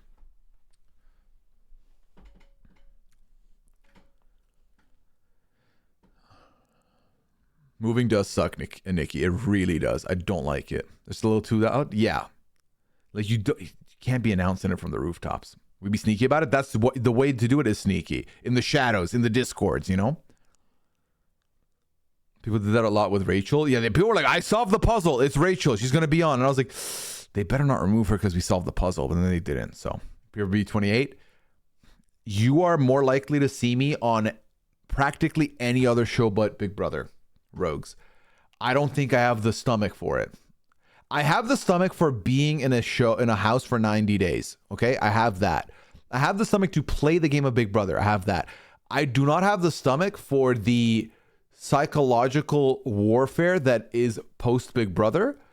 And also my mental prison of thinking about how my loved ones are faring with me being in the game. Like the idea that whatever I'm doing in this house is directly correlating with actions and reactions and consequences outside the house for my people gives me anxiety.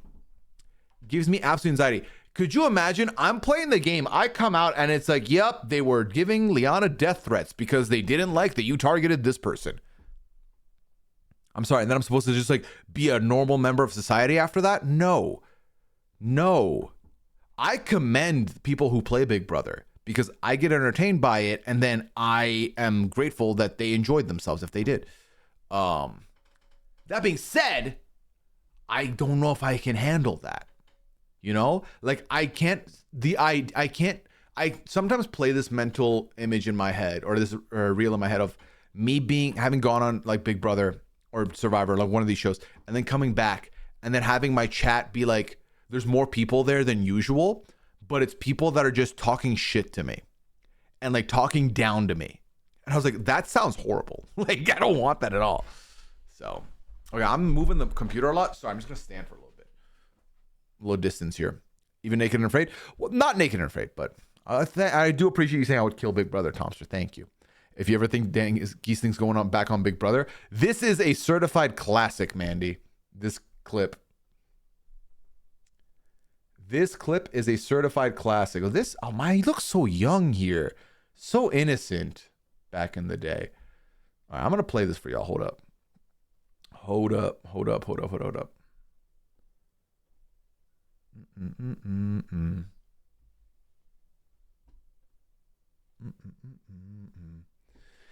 Yeah, this is from, this was me saying, listen, don't be fooled. Don't be fooled, please. Where is it? It is over. Is it this one? No. Fuck, what was it called? Shit.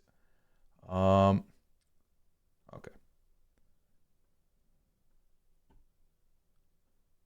There we go.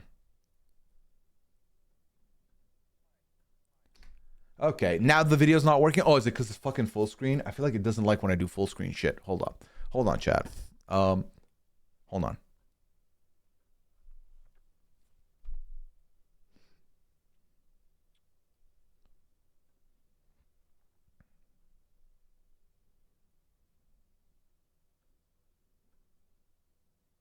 There we go. Nope, that's still full screen. Okay, you know what? Fuck. What if I do this and then go back? What if I do this? Then I go ahead and do this. Okay, there we go. That might work now because it's not full. It's not a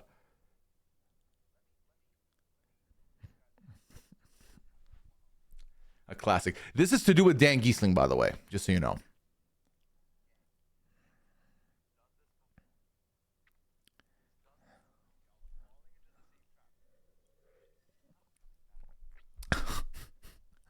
People were just like, no, Dan's doing it. Like he said he's announced like he's taking a break or something. And I was like, I don't give a fuck. He's not coming back. Like, stop it. It's not happening. It is not happening. Please.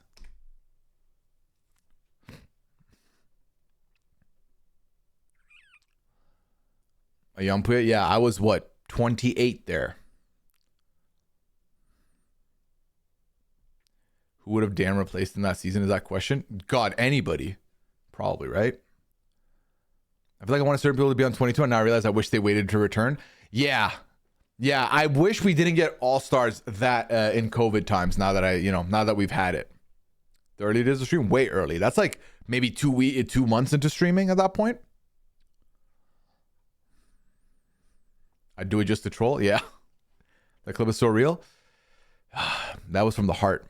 That was me like having to answer, hey, did you see this thing about Dan? And I was like, bro, please, we can't be doing this again.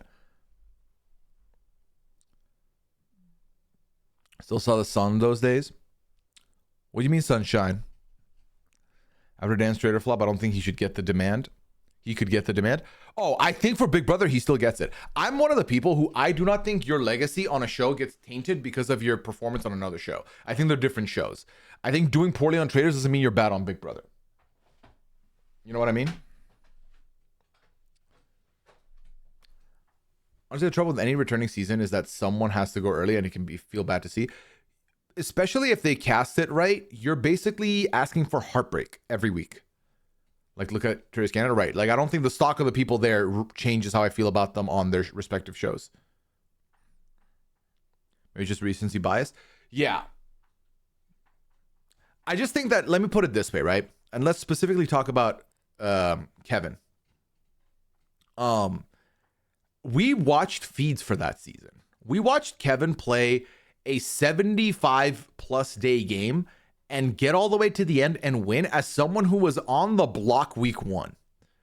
We watched him claw his way through. We were in a position where I didn't think he had a chance of winning. We got to the final 3 and I was like, well, they're eliminating him, so it doesn't matter, right? I genuinely thought I was winning that draft that season.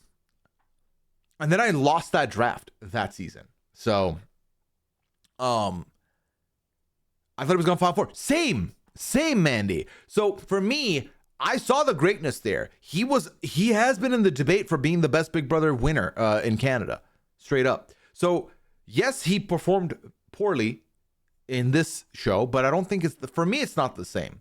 But I also recognize that it's tough. That Asia video with Taryn in the background was insane. I was in the room that night. That was a very interesting night. That was a very fun night.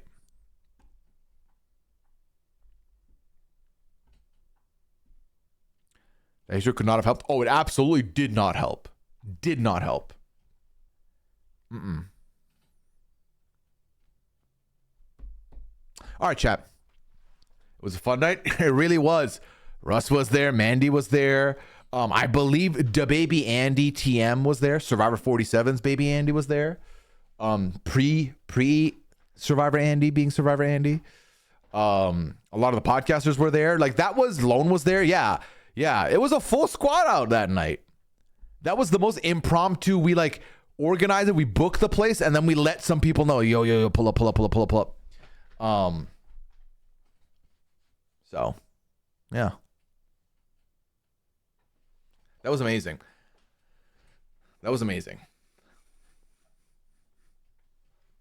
Because like I feel like I've never experienced watching I guess I've watched Big Brother once in a like room with hella people, and that was in BB Can 5 when RHAP came to Toronto. But it was not a fun episode. Watching the finale with hella people was amazing. Just like a projector in a room, it was amazing. It was the perfect size too. The audio was great. The quality was great. Like we were fine. We were good. We had to do it in the right place. Let me tell you, one of the more sketchy places I've ever seen in my life. And by sketchy, I don't mean like it looked like it was a nefarious spot. It was just an old building and like the world's oldest elevator. It was terrifying. I took the stairs. I was like, I'm not fucking getting in this goddamn elevator. That's not happening. I'll have to go to watch parties. It's so fun. Madison, watch parties are a great time. Do recommend. For any of these shows, I've had a good time with them. It was nondescript. Yes. It was like a hole in the wall spot almost. I watched this finale this year at work. Like my bosses let me because they knew how much. Oh, that's nice, Tomster. What's it called? I got fucking Scally poured me the deepest shot of vodka. And I genuinely had a moment of like, I'm keeping this down, right? Dude, do not get sick. in a room full of podcasters and patrons. That would be embarrassing. Don't do it. I had this like mental battle in my head while I'm also still in a conversation talking about goddamn Big Brother. Like, please do not get sick. Because like, you know, and the thing is, it's not like it was like one shot too many. It wasn't that. You know how sometimes, and it's going to be hard to describe this. Sometimes, you know, when you go to take a gulp of something and you've like mentally prepared for what size the gulp is, and then it's a bigger gulp. It was that. Like, I've had this happen where like I'll grab my cup of coffee and like in my head I'm like, oh, there's only a little bit of coffee, so I gotta like go fast and then go slower when it's more tilted to get some coffee out. But I'll do this and I'm like, shit, there was more coffee, and that quick makes me spill that. So in my head I'm like a standard shot size. But then I was like, oh fuck, there's one more. It's like a gulp and a half. And then that was when it hit me. That's when I was like, oh no. Because it was like, I was almost ready to be done. So I don't know. It's hard to explain, but we made it through. It was fine. We made it through. Also, if you weren't here earlier, just one more time to shout it out before. So next week's stream on the 28th, regular pad as usual, but I have and will be looking through this Google form for advent calendars. I've asked for your recommendations for an advent calendar for me, an advent calendar for Liana, and we're gonna look through them, make our picks of which ones I would consider getting for myself and Liana, and that's gonna be the one we end up landing on. So if you have a suggestion or you have one you want to put in there, the form is open all week. I do not get to see the form. The form is 100% run by the mods, Mandy and Liv. So if you would like to submit one, please feel free to do so. Go ahead and put it in that form, and then we'll look through them together on Friday. Next Friday. The only thing you need to know is that the max budget is $60. We're looking for ideally 30 me, 30 Liana, but if you see one, you're like, damn, that's a $50 one for Liana. That's perfect. Pooya, get you this $10 one. That's fine. Also, just put it in the form and we'll look at them. It won't be a guarantee, and we might not even, like, if you give me one for me, one for Liana, we might get the one for me, but then someone else's Liana one wins. That's also possible. Anyway. Y'all ready for Marbles, chat? I think it's Marble o'clock now. I think we have hit Marble o'clock. So while you get hyped for that, I want to speak to the people who might dip out because Marble's not your thing. I do appreciate you for hanging out tonight. I hope it was fun. As always, I do find a lot of pleasure getting to host Friday nights with y'all. I've been doing this for over 4 years now, about 5 years now. And it has been great. It has been very fun for me, as fun as it may be for you. So I hope you have a good night. I'll catch you back here next Friday or Sunday for Devil and Me. No Goose Goose this weekend because not enough people. / also, y'all been waiting for this Devil and Me one, and we want to get it done or make a good chunk of it happen. So that'll be this Sunday at 5 p.m. Eastern. So check that out. Chatters, lurkers, hope you had fun. Hope this was a good time for you. VOD viewers, hope you enjoyed. I know you didn't hear any of the music or the clips that were played. That is done so that my videos do not get copyright struck, and that's so we can have music on stream. It's like the one perk of watching live versus VOD viewing, but I hope you still had fun VOD viewing. In the event that if I'm ever doing React content, right? If I'm ever watching a long form YouTube video, do not worry. I will make sure the settings are set so that we hear all the audio for all the stuff that's broadcasting in the VOD, because then that would be weird to not have that, you know? All right. Peace, Tracy. Take care. Good night, Jinx. You love Marbles? Hell yeah, Madison. All right. All right, Chad. Get your favorite emote out. Put your favorite emote in circulation here. Let me go ahead and set up Marbles here. A cheeky 3 tonight. A cheeky 3 with, I think, only a couple of VIPs coming in tonight.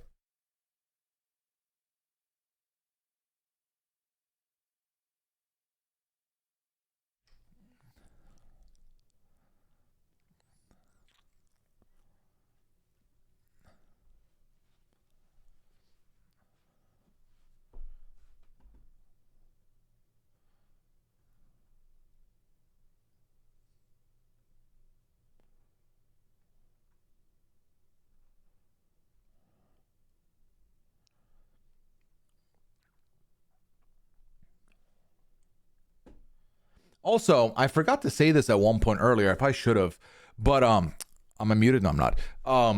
I put out the last episode of the GTA RP saga, the Halloween saga to be specific. So if you've not checked that out, that's over on my YouTube channel. Shout out to everyone who has given it a watch or enjoys it. This was done for y'all or put out there for y'all. If you've never given the RP side a look, or you're not interested, or you haven't been interested, the good news about this saga, should you select to go back and look at it, is that it is an isolated story from top to bottom, meaning you don't need extra information outside of like, I'm rolling with the news team, I'm part of the news, to really like, you're not missing out on extra context. It's all like in its own little bubble. All right, let me switch over here. There we go. Oh, you know what? I remember now. I got to move this thing down to here for marbles.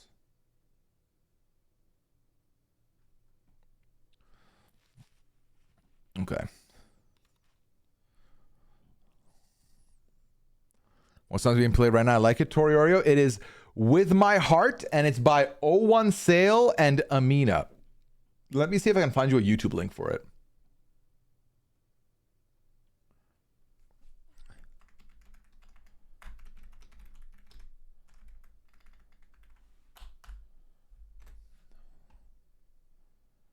Yep, I found the link for you. The link is right over here. Enjoy.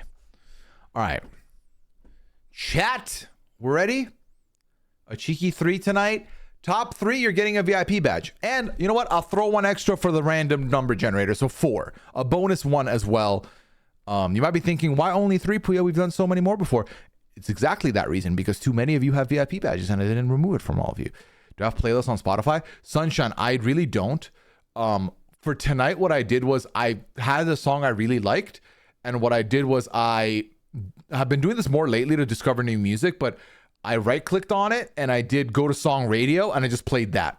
So when you go to song radio on Spotify, it'll generate a playlist of songs that are similar to that you might like.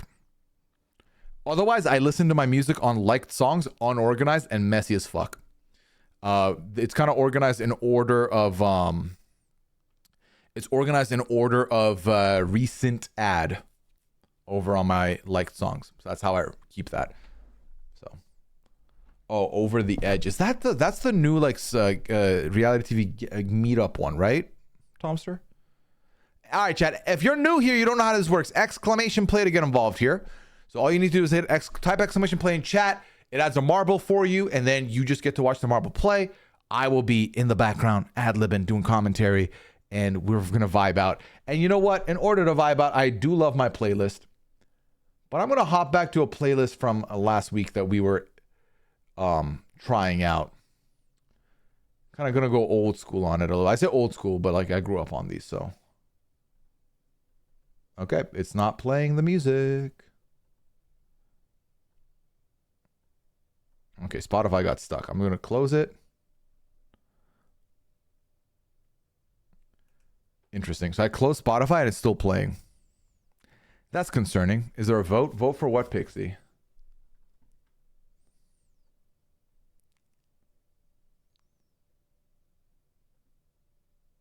All right. I had to manually end it. The throw out place? Yes, that's what we're going to do. Want to do a top 20 prediction? Yes. Why not, Mandy? Let the people get the vote in. Get the prediction in. We have hit 42 people in here. Can we hit 50 before we run it? I don't know. We'll find out shortly. Okay, so I did the reset, but then it didn't have...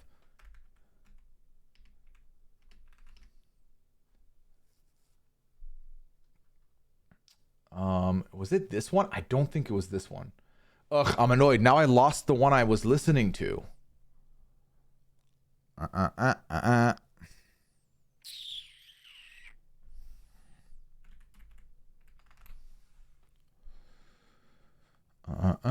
Oh, that's the one. Found it. We're good, chat.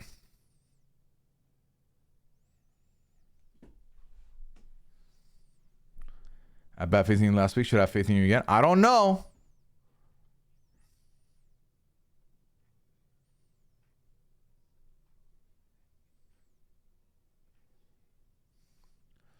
You know what? Nah. All right.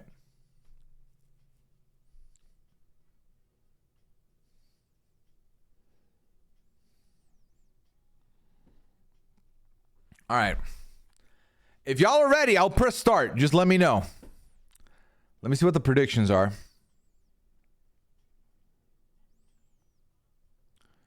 All right, so we've got, 80% backing of me. Interesting. What happened to the naysayers? Y'all go to bed? Suddenly now no one thinks I'm going to lose, huh? Interesting. Interesting. Yeah, don't wait to get your predictions because I'm about to hit start now so that the naysayers can't get involved. I vote against you, not going to lie. I see the badge next to you. I see the number 2 next to you.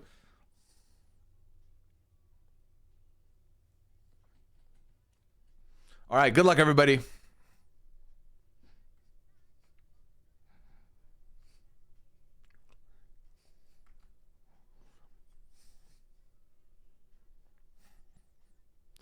I voted against you this week. Mean. That's mean is what it is. Oh, Patty may have missed it under the wire here.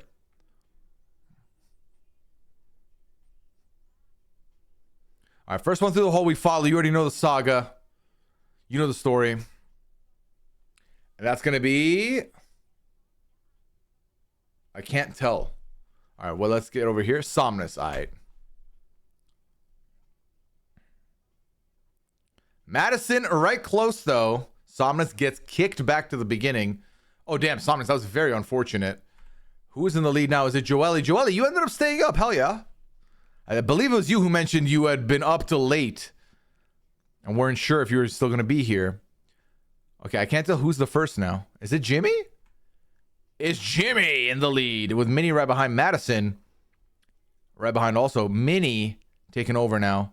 Oh, Jimmy takes a backswing there. Bad moment. Madison slows down, but still ahead of Jimmy. Goes down the right side. Minnie went down the left. And Jimmy in the middle. 3 schools of thought. Who's going to get the move going? Minnie is your first winner, I believe. And breaks the record. So that is a huge finishing moment. That is huge because now every person that finishes, the placements matter so much because you get a lot of points for them. And with only 3 maps, that's all you need. Madison finishes. Little Miss Andre has now gone through. HRH Breezy looking to solidify 5th place.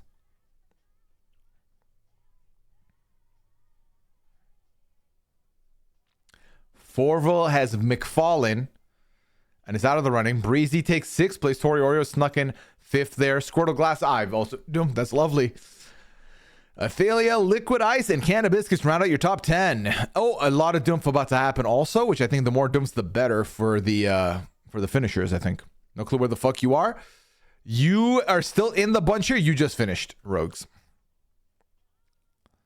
Oh, Kalita, HKL Girl, Javina get taken out here. There you go. Top 11 got points on the board. Joelle just missed it by a little bit. But see, Minnie and Jimmy, I believe you're both about to retain your VIP badges this week. So that's huge. But let's see how everyone else did. Yeah, my skip button has straight up stopped working. I might have to reset that, but that's fine. All right. Some of us dumped, and that's fine. Let's get to the next one. You know what? New song. Oh, the skip worked this time. Hold on. Does it have to be on? That's so annoying. It has to be clicked over on Spotify. Then what's the point of me even using the fucking button? I feel like I can't skip this now, which I'm fine. On God, I shouldn't have had faith in Pooya. It's been one game, guy. All right, it's been one game. We still have 2 maps to go. Let's see. Oh, Scally back from his concert. How you doing, Scally?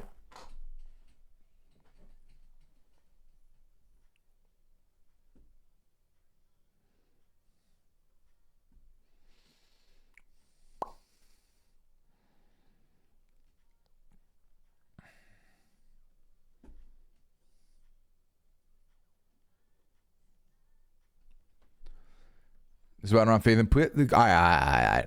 Do you want to eat your words? Would you like to eat your words tonight? Because it might have to happen. All right, let's go. I forgot to join, but I got in under the wire. That's cool. We had 48. Hell yeah.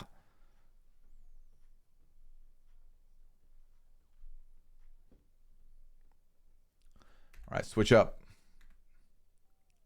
Nope. Nope. Nope. Nope.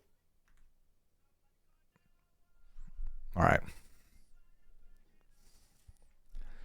If I forgot to join one game out of 3, that would be heartbreaking. We had 49. Oh, we're so gonna hit 50 for the third one. Oh my god. And this is a tight race. HKL Girl has McFarlane, sadly. Squid is in the lead. Squid is in the lead. Athelia right behind you. Athelia takes over. Liv is there. Oh my god, are those doomps down there? Oh my god, a lot of people doomp down there. Shit. McFarlane is wild. It's a classic, no? Whenever not about Kazza to come up and shuffle. I believe on this 90s to 2000s party mix, it's not gonna happen, Scally. But I think you understand what I mean by that. I assume that's cool. All right, who's in the lead now is a game we like to play, and it looks like it's Papaya. I think it's Papaya. It's Papaya. With the Windows XP wallpaper here. Okay, Papaya, I see you. Oh, Canada Biscuits and Fruit Loops have gone down. Oh my god. Oh, did Papaya get stuck? I'm surprised you didn't get yeeted out there. Pixie Sticks has taken the lead now. And Pixie Sticks is in the middle. Oh, a little bounce there. Not bad, but slow now. Someone going off the side. Oh, we got 2 people who went the side way. Botswats and Squirtle Glasses take it over. Oh, we got another smart cookie. Get in. Make them eat their words. Get in. Is that top 10? 8th. We'll take 8th.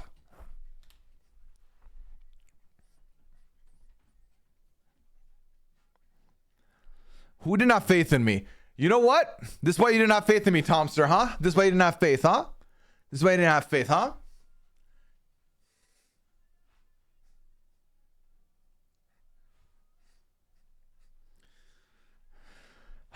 You can hate me all you want, but I'm in the top 10. Oh, I'll take 66 points.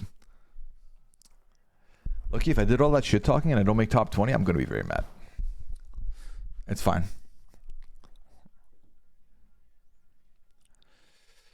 All right. Still got a lot of dumps. I don't like that, chat. So let's hope. Last map, no dumps. Lock in. Lock in.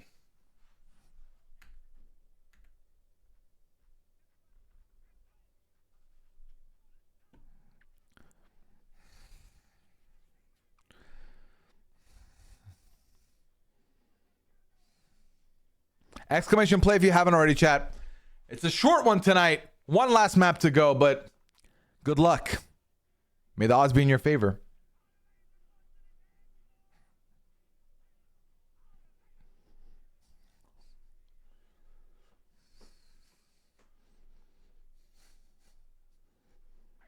All right, 44 of you in here. Can we get to 50? I haven't joined yet. But can we get to 50?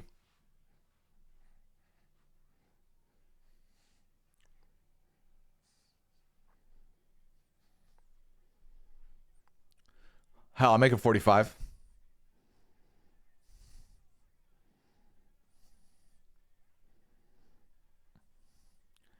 Did I miss this playlist being shared because I need it? No, I can share it. It's a public playlist. Let me see. Where's the link?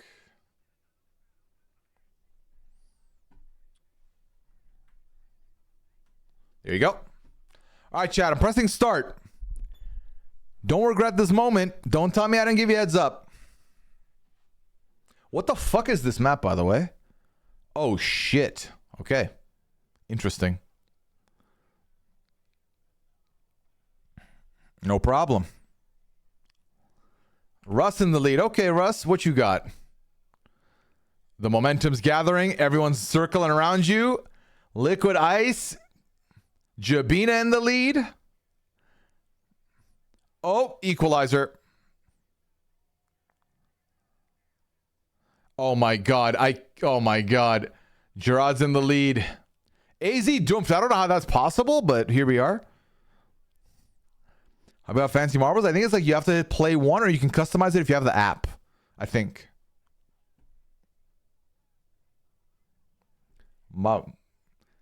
He said wild thing like 4 times in that rhyme. Ooh, Gerard slows down, opening the door for Mandy, who takes the lead now, or tries to. I say try to. It's successful. Mandy's moving in.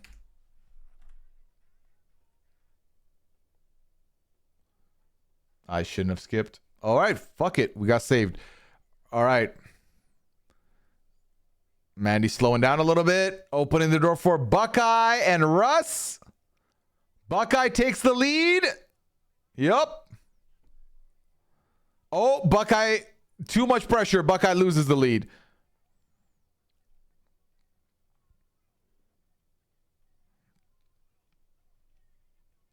I don't curse. I don't do that shit. Well, Penny Paper's in the lead. Tori Oreo's in the lead now. Penny Paper in second place. Jez in third. You know what happened, Mandy? You put your name out there. I didn't do shit. Oh my god. Oh my god. Why are they shooting Tori? Oh my god. Y'all see that? Oh my god.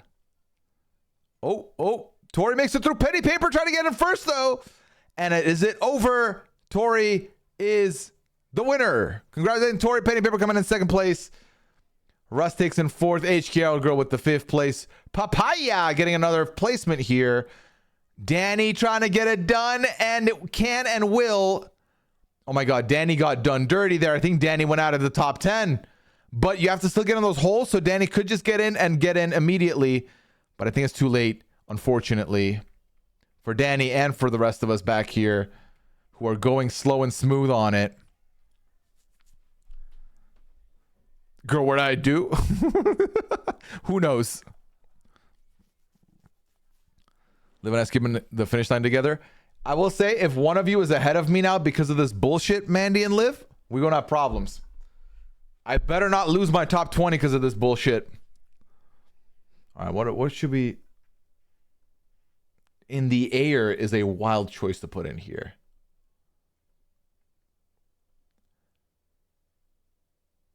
I know this song also. The Macarena's in here? Fuck it. Let's let it ride. I think you did as well, Madison. Let's see. Oh my god, I don't think I'm making top 20, chat. Literally, the map I fucking did well in was the worst paying out one in points. I'm about to be fuming. Watch. I'm about to be fucking fuming. I already know it. Oh no, Madison, you got 11th place. You got points.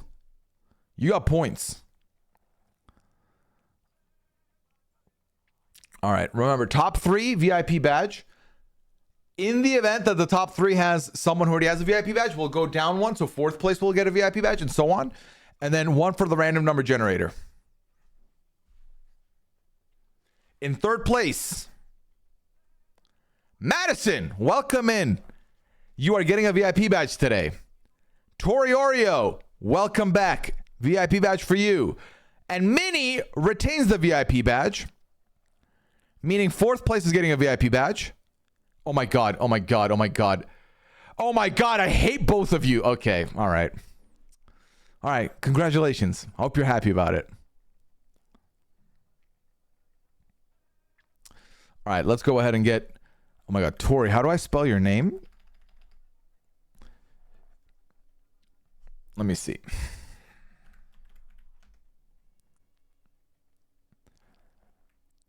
Tori 0 REO0. I think I nailed it. You failed us. It was sad. It was a sad time. It's fine. It's cool. It's whatever.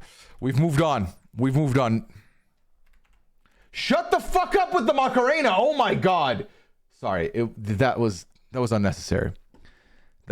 Just it felt mean. 3505. All right. Perfect. And Jimmy retains, which means Squirtle glasses. Congratulations. 5th place getting a VIP badge.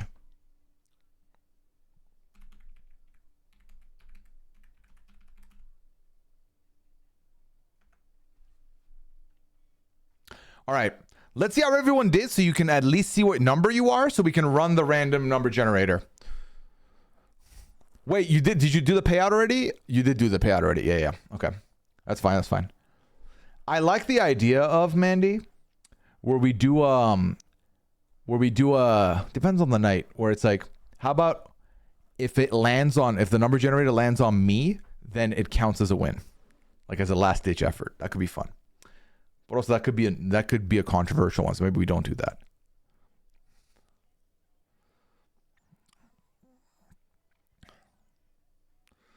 All right.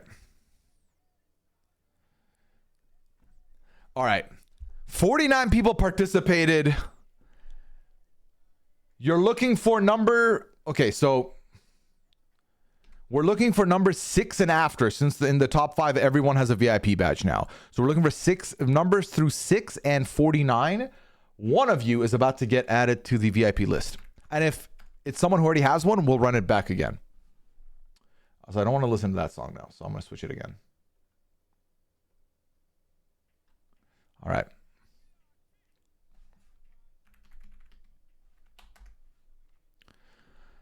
All right.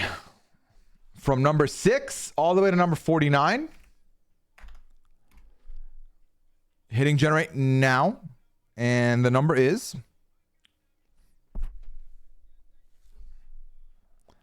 Okay. So I got to show you this. Otherwise, you might not believe me. Where is it?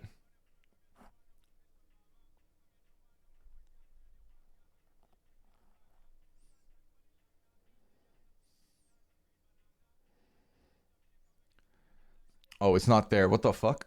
Hold on. Yes, it's 25. I told you it would be controversial. An immediate first try, fucking 25. So it just goes to show you that would have been controversial if we had ran that tonight.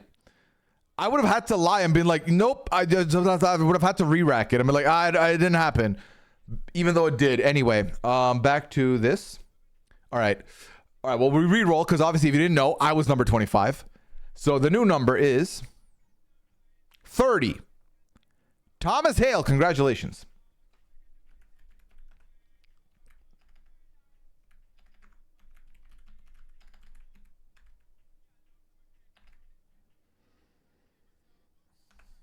All right.